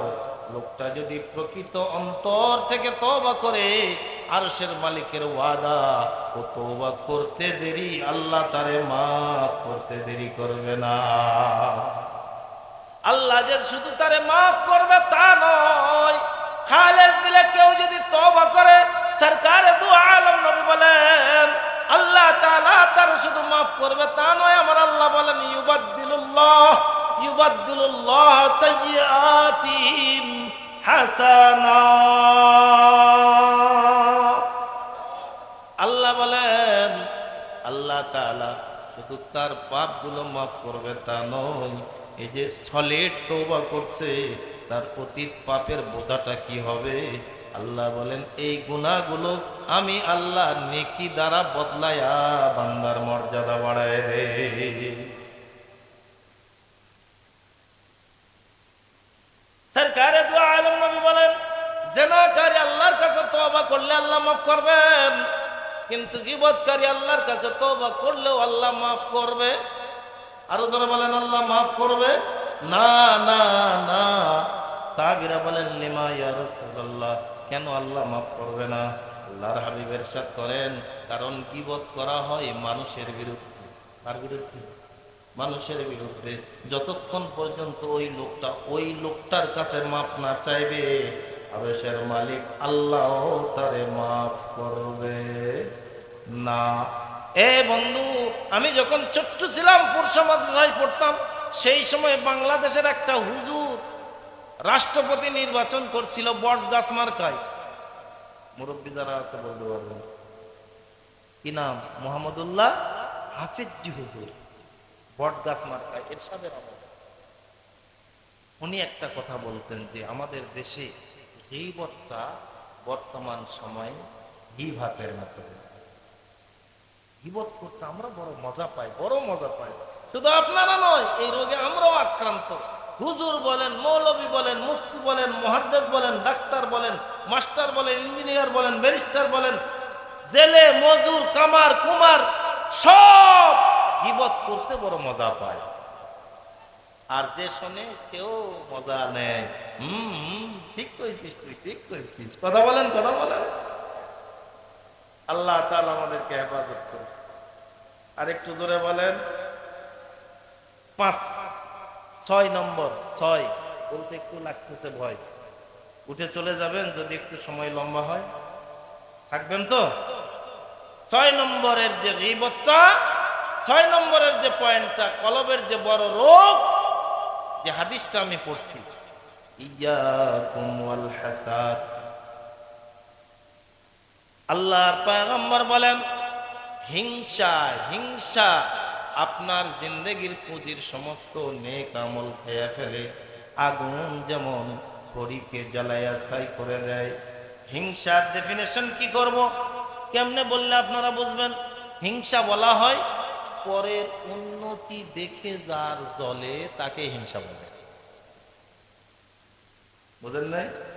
আরেকজনের উন্নতি যে সইতে পারে না, বরদাস্ত করতে পারে না, এটাকে হিংসা বলে।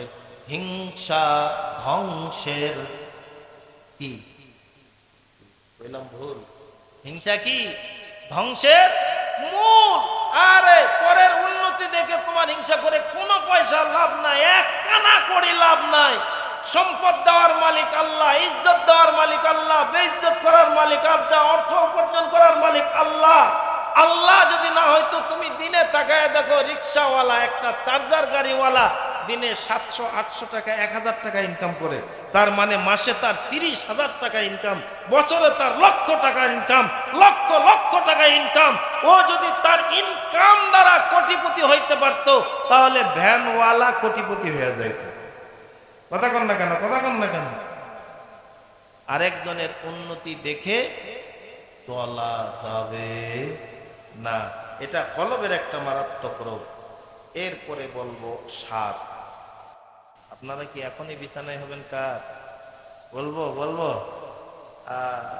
7 নম্বর। এই রোগগুলো এমন মারাত্মক রোগ যে এই রোগের আলোচনা করলেও অনেকের খারাপ লাগে।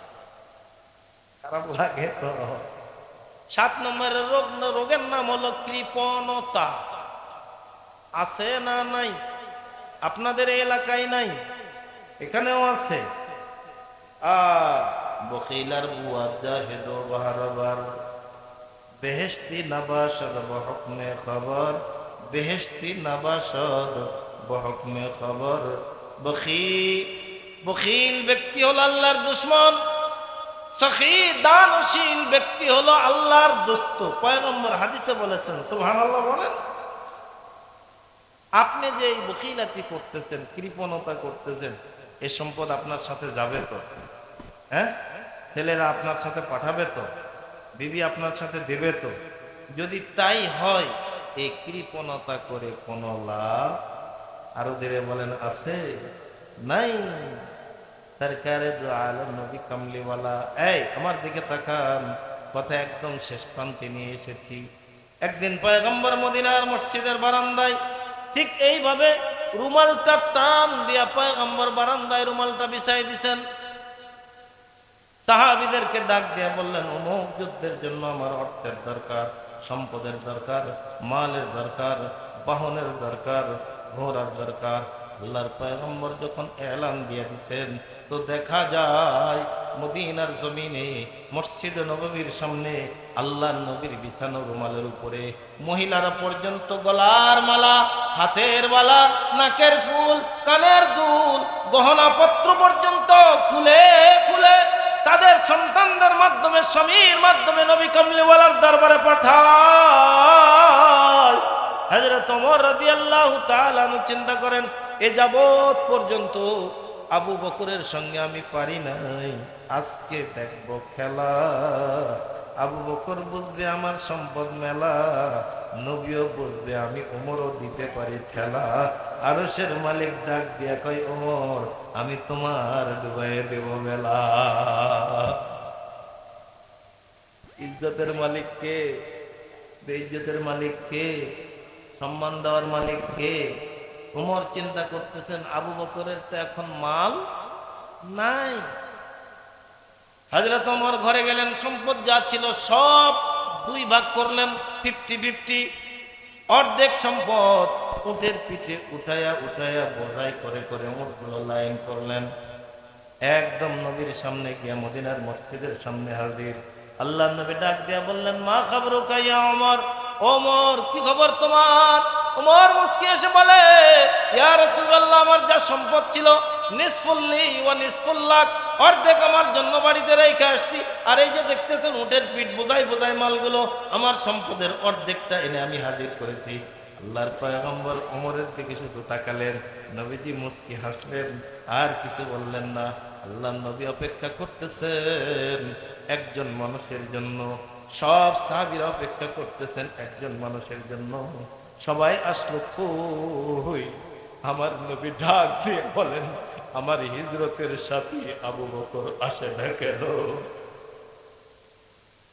বর্ণনা দিতে গিয়া মা আয়েশা বলেন, যেদিন নবীজি এই দান চাইছিলেন, আমার বাবা আমার ঘরের সব সম্পদ একত্রিত করছেন, আলো জ্বালায়া ঘরের বেড়া, আশ্রা বেড়া, ঘরের চতুর্দিকে লাইট মারতেছেন আর কি যেন খুঁজতেছেন। আমি আয়েশা ডাক দিয়া বলি, আব্বা আপনি কি তালাশ করতেছেন? তাও ওপর ডাক দিয়া বলে, মারি এই বেড়ার কোন জায়গায় যেন একটা সুই আমি কোথায় রাখছিলাম, আমার ঘরে সুখ থাকবে, আল্লাহ নবী দিনের জন্য চাইবেন, আর আমি আবু বকর ওটা দেব না, তা হইতে পারে না। আল্লাহু আকবার। এ মায়েরা শুনেন, সরকারে দু আলম নবী কমলিওয়ালাকে তারা কেমন মহব্বত করতেন, কেমন ভালোবাসা তাদের কলিজায় ভিতরে ছিল।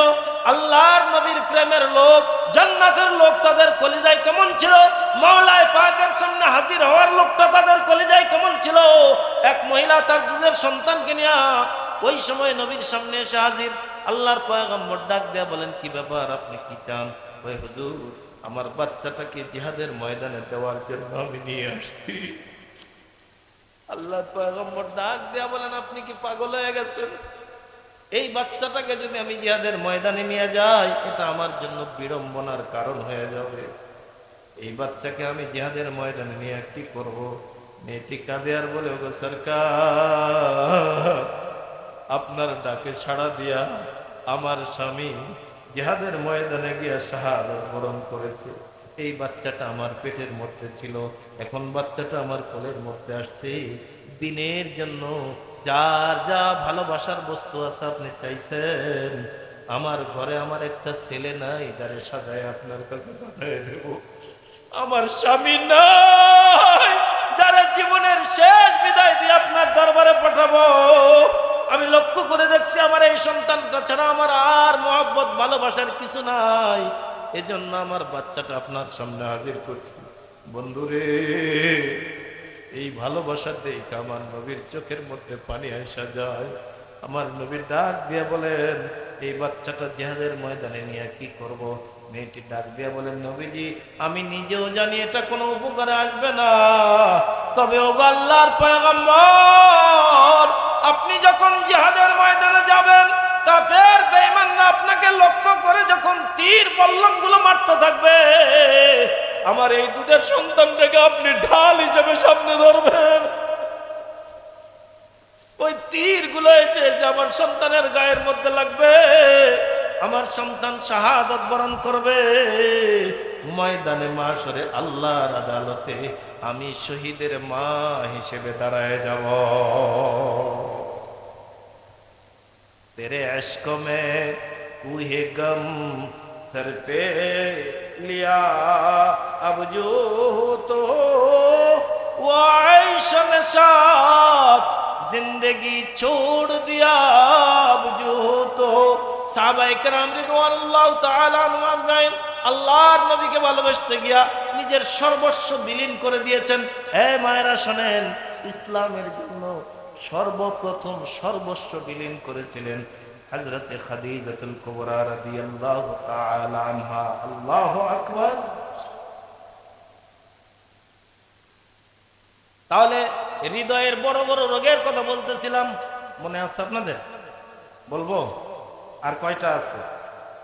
10টার মধ্যে কয়টা গেল? আর 3টা। আর কয়টা? আপনারা আচ্ছা চিন্তা কথাও বলেন না বারে। 3টার জন্য কি রাত পার করে আনা লাগবে কালকের 3টা? আর বাকি আছে কয়টা? 3 নম্বর। 8 নম্বরের রোগের নাম হলো অহংকার। আছে না? কথা কয় না রে, আছে না নাই?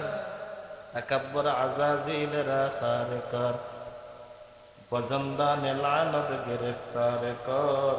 অহংকার, অহংকার তার মানে অন্যের চাইতে নিজেকে বড় মনে করা।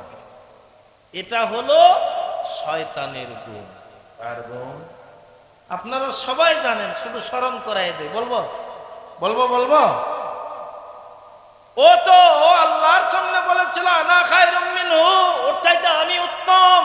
এই অহংকার করার কারণে লানতের জিঞ্জির আল্লাহ তার গলায় পড়ায় দিয়েছে। কিয়ামত পর্যন্ত মানুষ মানুষ যদি কেউ খারাপিও করে তারেও ডাক দেয়া কয় এটা আস্ত একটা শয়তান। কথা বলেন, কথা বলেন। মূসা আলাইহিস সালাতু ওয়াস সালামকে বলা হয় কালিমুল্লাহ, আল্লাহর সঙ্গে যে কথা বলে। এই আজাজিল এই শয়তানের সঙ্গে রাস্তায় সাক্ষাৎ, ডাক দিয়া কয় মূসা কই যাও? কয় আল্লাহর সঙ্গে সাক্ষাৎ করতে। আরে একটা অপরাধ করছি বলে আমার গলায় এখনো অভিশাপের জিঞ্জির ঝুলতেছে। মানুষ নিজেরাই অপরাধ করলেও দোষ আমার ঘরে চাপায় দেয়। এমন একটা বিপদে আছে ও মূসা, আল্লাহর তো দয়ার শেষ নাই। আল্লাহ ইচ্ছা করলে মাফ করতে পারে, একটু শোনেন, একটু জানেন আল্লাহ আমারে মাফ করবে কি না। মূসা পয়গম্বর খুশি হয়ে গেছে। এত বড় একটা পাপিষ্ঠ, ও মাপ চায়, ও সুযোগ চায়। আমার বিশ্বাস আল্লাহ সুযোগ দেবে। মূসা পয়গম্বর দৌড়াইয়া তুর পাহাড়ে চলে গেছে। আরশের মালিক ডাক দিয়া বলে টেপ টেপ ইয়া মূসা, এ মূসা দাঁড়া, এত খুশি হওয়ার কিছু নাই, দৌড় দিয়ে আসিস কেন? কয় আল্লাহ আজাজিল। কোন জিল? আজাজিল। আল্লাহ কয় তুই করিস না নার্ভাস ফিল, ও মাপ পাবে না যদি আমি আল্লাহ দেই আমার কুদরতের রশিটা পুরাটা ঢিল। আল্লাহ কয় এ মূসা, ও কি বলছে? কয় আল্লাহ তুমি তো জানো কি বলছে। ও মাপ পেতে চায়, তাহলে যা, লম্বা কোনো কাজ করা লাগবে না। ও যদি আদমের কবরের সামনে গিয়াও আত্মসমর্পণ করে, সারেন্ডার করে, ডাক দিয়ে বলে আদম আমার চাইতে বড়, আল্লাহ তারে বড় বানাইছেন। কে বড় বানাইছেন? আল্লাহ বড় বানাইছেন। শুধু এখানে গিয়ে মাথা নত করবে, আমি আল্লাহ ওয়াদা করলাম তারে মাফ করে দেব। আরো জোরে জোরে জোরে জোরে। মূসা আলাইহিস সালাম মহা খুশি, যাক কাম তাহলে একটা হলো। মূসা পয়গম্বর দৌড়ে আসতেছে, আজাদিল ডাক দেয় কয় কি হয়েছে? কয় গোল্ডেন চাঁদ। সুবহানাল্লাহ। মনে রাখবেন কপাল যদি হয় পোড়া, বিশ্বের বিশ্ব পয়গম্বরও দিতে পারবে না। ধরে কথা বলেন, কথা বলেন, কথা বলেন। এই দুটো হাত আমি বারবার কাবার দেওয়ালে লাগাইছি, বারবার নবী কামলিওয়ালার রওজা পারছি, রিয়াজুল জান্নায় বসে বসে চোখের পানি ফেলে মাওলার দরবারে কেঁদেছি।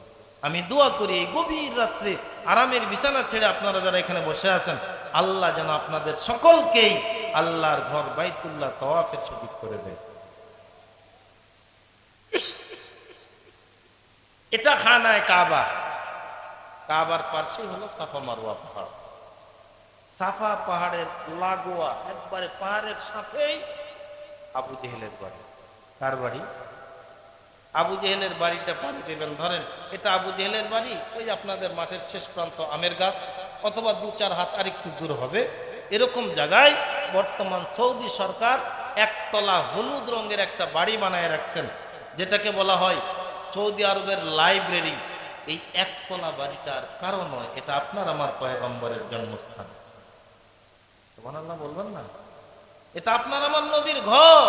তার মানে হলো আবু জেহেলের বাড়ি নবীর বাড়ির মাঝখানে, পাহাড় নাই, পর্বত নাই, বাড়ি নাই, ঘর নাই, ওয়াল নাই, প্রাচীর নাই, পার্টিশন নাই।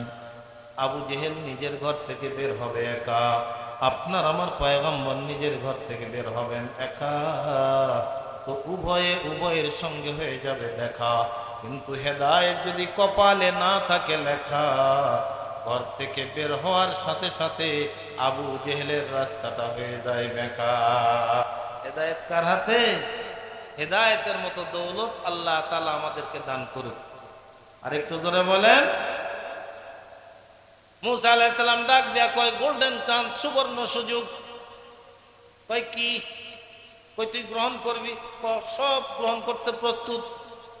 আল্লাহ তাআলা বলছে আদমের কবরের সামনে গিয়ে তুই সারেন্ডার করবি, ওখানে গিয়ে বলবি যে আল্লাহ আপনারে বড় বানাইছে, এবার আজাজিল ডাক দিয়ে কয় মুসা রে, ও আল্লাহর পয়গম্বর কালিমুল্লাহ মুসা, এটা কেমনে তুমি কল্পনা করলা, কেমনে তুমি চিন্তা করলা যে জিন্দা মানুষের সামনে আমি নিন্দা করলাম, মরা মানুষের সামনে গিয়া বলে আত্মসমর্পণ করব? নাউজুবিল্লাহ বলবেন না? বাসে থাকতেই যার সামনে আমি কি করি নাই, মাথা নত করি নাই, আর মরা কবরের সামনে গিয়া বুঝি না মাথা নত করব? এটার নাম অহংকার। সমাজে বলে অহংকার ধ্বংসের মূল।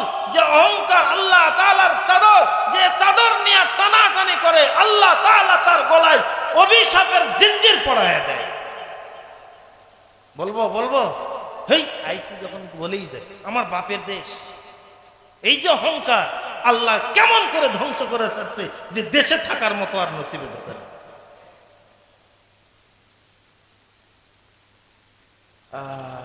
আপনাদের বোঝামো কি দিয়া? ৯ নম্বরের নাম হলো রিয়া। ৯ নম্বরটা কি? রিয়া। একটা হলো অহংকার। অহংকার কাকে বললাম জানো? অন্যের চাইতে আমি ভালো, তোমার চাইতে আমি ভালো, এ রোগ আমার ভিতরেও। ওই হুজুরের চাইতে আমি ভালো, ওই হুজুরের চাইতে আমি ভালো। কি রে তুই কি করি, তোর আমি অনেক ভালো রে, কথা কন না কেন? আর রিয়া বলা হয় লোক দেখানো কাজ। এটা আমি মানুষ দেখু, কথা বলেন কথা বলেন, এই যে এটা আমি করছি, এই যে এটা আমি করছি, ওটা আমি করছি, লোকে দেখুক এটা আমি করছি। এটার নাম কি? রিয়া। এটার নাম কি? রিয়া। শেষ কথা বলে দেই, 10 নম্বর, এটা হলো দুশ্মনী। আছে না? আরো দিকে বলেন আছে না? নাই? وقال الذين كفروا لا يسمعون لهذا القرآن। অন্য কোন কারণে নবীর সঙ্গে দুশ্মনী ছিল না, বরং নবী কোরআনের কথা বলেছে, ইসলামের কথা বলেছে, দ্বীনের কথা বলেছে, এজন্য দুশ্মনী। আর আমাদের ভিতরে দুশ্মনী হলো দুনিয়া নিয়ে কামড়া কামড়ি করার দুশ্মনী। বাপ বেটার সঙ্গে দুশ্মনী, বাড়ির মাঝখানে প্রাচীর তুইলা দিছে, বাপ বেটার মুখ দেখে না, বেটা বাপের মুখ দেখে না। আছে না নাই? হ্যাঁ কথা বলেন আছে না নাই? স্বামী স্ত্রীর মধ্যে দুশ্মনী, বছরের পর বছর পার হয়ে যায়, স্ত্রী স্বামীর সঙ্গে কথা কয় না, স্বামীও বইয়ের সাথে কথা কয় না। নাই নাই নাই নাই, এগুলো হলো আমাদের কলবের রোগ। এমন কলবের রোগগুলো থেকে আল্লাহ আমাদেরকে হেফাজত করে। আরেকটু করে বলেন, আল্লাহ বলেন ইয়াউমা লা ইয়ানফাউ মালুন ওয়ালা বানুন। ওই দিন, কিয়ামতের দিন, আপনার মাল, আপনার সন্তান সন্ততি আপনার কোনো কাজে আসবে না। ইল্লা মান আতাল্লাহ বিকলবিন সালিম। আল্লাহ তাআলা বলেন কিন্তু যে তার পবিত্র আত্মা নিয়ে যাইতে পারবে, পবিত্র কলব নিয়ে যাইতে পারবে, সে সেই দিন সফল কাম হবে। সুবহানাল্লাহ বলেন। তাহলে দুনিয়াতে আমরা সফল হতে পারবো? পারবো কি কয় ইনশাআল্লাহ? আমার আলোচনার শুরুতেই তো বলছি দুনিয়াতে আমরা সফল হতে পারবো না। সফল হতে গেলে কয় জিনিস লাগে? কয় জিনিস লাগে? 4 জিনিস। একটা হলো চিরজীবন, একটা হলো চিরযৌবন, আরেকটা হলো চিরস্বাস্থ্য, আরেকটা হলো চির রাজত্ব। কাজে এই দুনিয়ার জীবনে আমরা এগুলো পশ্চিম কালেও পাবো। কাজে এই দুনিয়াটা আমাদের অসফল জীবন, সফল জীবন হবে পরলৌকিক জীবন। এই সফল জীবন যাতে আমরা অর্জন করতে পারি খোদার কসম, এই জন্যই এই সফল একটা কিতাব আল্লাহ তাআলা আমাদেরকে দান করেছেন। আলহামদুলিল্লাহ বলেন। আরেকটু ধরে বলেন। আল্লাহর এক পয়গম্বর ডাক দিয়া বলেন, রব্বানা ওয়াবআস ফীহিম রাসূলাম মিনহুম ইয়াতলু আলাইহিম আয়াতিক ওয়া ইউআল্লিমুহুমুল কিতাবা ওয়াল হিকমা ওয়া ইউযাক্কিহিম। পৃথিবীতে আল্লাহর একটা ঘর আছে বাইতুল্লাহ, ও ঘরের দিকে তাকাইলেও গুনাহ মাফ। আরো জোরে জোরে বলেন সুবহানাল্লাহ। এই ঘরটা বাপ বেটায় বানায় আল্লাহর কাছে দোয়া করতেছেন, রব্বানা ও আল্লাহ ওয়াবআস ফীহিম রাসূলাম মিনহুম, আপনি যে রাসূল দুনিয়াতে প্রেরণ করবেন ওই পয়গম্বরটা আমার বংশের মধ্যে পাঠাবেন, যার 1 নম্বরের মিশন হবে ইয়াতলু আলাইহিম আয়াতিক, যে কোরআনের আয়াতগুলো তেলাওয়াত করে করে শোনাবে, ওয়া ইউআল্লিমুহুমুল কিতাবা, 2 নম্বর ওই কিতাবের তেলাওয়াত শিক্ষা দিবে। মনে করেন না যে হুজুর তার পেট চালানোর জন্য এটা করতেছে, না না না না। পয়গম্বর বলেন আল উলামা ওয়ারাসাতুল আম্বিয়া, আলেমরা হলো নবীদের ওয়ারিস, নবীরা যে কাজ করে গেছে উলামায়ে কেরামরা সে কাজ করবে। অতএব উলামায়ে কেরামরা কোরআন নিজেও পড়বে, অন্যকেও শিখাবে। আল্লাহ আমাদের বোঝার তৌফিক দান করুন। এই শোনেন, যারা স্কুলে পড়ে তাদেরকে বলে স্কুলের ছাত্র, যারা মাদ্রাসায় পড়ে তাদেরকে কি বলে? কথা বলেন, কি বলে? মাদ্রাসার ছাত্র। কোরআনের ভাষায়, রাসূলের ভাষায় এটাকে বলা হয় তালেবুল ইলম। তালেবুল, একটা বাচ্চা যখন ইলম পিপাসু হয়ে অগ্রসর হয়, এদের মর্যাদা কি? একটা কথাই বলে দিই, পয়গম্বর বলেন আল্লাহ তাআলা নূরের ফেরেশতাদের পাখা তালেবুল ইলমের পায়ের নিচে বিছিয়ে দেন। আপনি যদি আপনার সন্তানটাকে ইলম পিপাসু বানান, আলেমের ছাত্র বানান, এই যে 4টা বাচ্চার মাথায় পাগড়ি পরে দেওয়া হলো, খোদার কসম এই পাগড়ি শুধু আপনাদেরকে দেখানোর জন্য দেওয়া হয়েছে।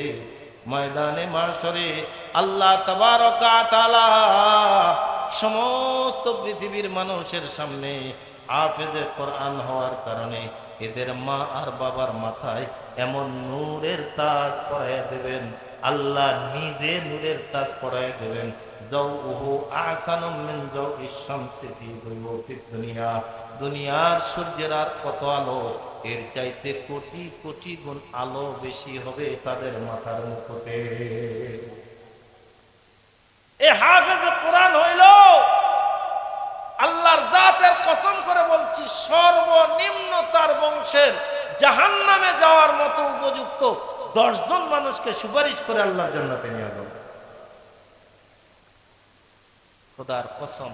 শেষ কথা, এই পৃথিবীটা আল্লাহর কাছে যদি একটা মাছির পাখার পরিমাণ দাম থাকতো, একটা মাছির পাখা, বুঝলেন না, একটা মাছির পাখার পরিমাণ যদি দাম থাকতো, পয়গম্বর বলেন দুনিয়ায় কোনো ইহুদি খ্রিস্টান হিন্দু 1 ফোঁটা পানিও খাইতে দিতেন না। এই দুনিয়াতে আল্লাহ তাআলার কাছে এই দুনিয়ার কোনো দাম নাই, তবে কোরআনুল কারীম যেটা আল্লাহ তাআলা নাজিল করেছেন, এই কোরআনের বড় দাম আল্লাহর কাছে। সুবহানাল্লাহ বলেন। এই কোরআন ওয়ালাদের বড় দাম। আল্লাহর হাবিব ইরশাদ করেন, কোরআন কেউ যদি ধারণ করে, কোরআন কেউ যদি গ্রহণ করে, কোরআন কেউ যদি তেলাওয়াত করে, কোরআনকে কেউ যদি ভালোবাসে, ইযা উযিয়াল মাইয়িতু ফিল কবর, একজন মাইয়িতকে যখন কবর জগতে রাখা হয়, আপনজন কেউ কবরে তার সঙ্গে যায়। আরো গেলেন যায় যায় যায় যায়, কিন্তু পয়গম্বর বলেন ইযা উযিয়াল মাইয়িতু ফিল কুরআন, ইযা উযিয়াল মাইয়িতু ফিল কবর, একজন মাইয়িতকে যখন কবর জগতে রাখা হয়, আপনজন সবাই চলে যায়, কিন্তু লোকটা যদি কোরআনকে মহব্বত করে, কোরআন ওয়ালাদের মহব্বত করে, কোরআনকে ভালোবাসে, পয়গম্বর বলেন যা আল কুরআনু ইনদা রাসি, ওই মাইয়তের কবরে শিয়রের পাশে আল্লাহর কোরআন এসে যায়। মুনকির নকর যখন তাকে জাগ্রত করে সওয়াল জবাব করতে চাই, আল্লাহর কোরআন দ্বারাই বলতে থাকে, এই ফেরেশতারা দ্বারা তোরা কারা? আমরা আল্লাহর ফেরেশতা, এর জাগ্রত করব, এর প্রশ্ন করব। আল্লাহর কোরআন ডাক দিয়ে বলতে থাকে, যত প্রশ্ন আছে এক এক করে তোরা আমাকে করতে থাক। আল্লাহর বান্দা আরামের ঘুম ঘুমাইতেছে, ওকে তোরা জাগাস না, জাগাস না, আমি ওকে জাগাইতে দেব না। আমি হইলাম আল্লাহর কোরআন, ও আমারে বড় মহব্বত করছে, আমারে ভালোবাসছে, আমারে যারা লালিত পালিত করছে তাদেরকেও ভালোবাসছে। ও কোরআন পড়তে জানে না, কিন্তু এরপরেও গভীর রাত্রে উঠা, বিবি ঘুমাইছে, বাচ্চারা ঘুমাইছে, গভীর রাত্রে ওইটা ওযু করছে, আমি আল্লাহর কোরআনটারে মেলাইয়া আয়াতগুলোরে আঙ্গুল দিয়া নাচছে আর চোখের পানি ফেলছে আর বলছে, এটা আমার আল্লাহর কোরআন, আমার আল্লাহ যা বলছে সত্য বলছে, আমি আল্লাহর কোরআনকে মহব্বত করি, ভালোবাসি, এমনও যদি কারো কলিজার ভিতরে কোরআনের মহব্বত রয়, সেই ভয়াবহ দিনও কোরআন দিয়া তার শিয়রের পথে দাঁড়াবে আর ডাক দিয়া বলতে থাকবে, আল্লাহর বান্দাকে আরামের ঘুম ঘুমাইতে দে, তোদের যত প্রশ্ন আছে এক এক করে কর, আমি আল্লাহর কোরআন তোদের সব প্রশ্নের জবাব দিয়ে দেব। আপনাদের খুশনসিব যেখানে এক একটা করে 2টা কোরআনের কারখানা, এই কোরআনী কারখানাগুলো চালু থাক, এটা কি আমরা চাই? কারা কারা চাই? শেষবারের মতো একটু হাত তুলে দেখান। আল্লাহ তুমি দেখো, তোমার কুদরতি ক্যামেরায় এই হাতগুলো উঠায় নাও, এগুলোকে কোরআনের আশেক পাগল বানায় দাও, কোরআন ওয়ালা বানায় দাও, কবর জগতে এই লোকগুলোর জন্য কোরআনকে সুপারিশকারী বানায় দাও। আমিন বলেন, আমিন। হাত নামান, মন করা যাবে না কষ্ট। একদম শেষ মুহূর্তে হাতে গোনা মানুষ চাই, এটা তো আঙ্গুল বাঁধা আছে, মানুষ চাই 10টা। পয়গম্বর বলেন তিলকা আশারাতুন কামিলা, 10 জন মানুষ, মন করা যাবে না বেজার। এই কোরআনী কারখানার জন্য দিবেন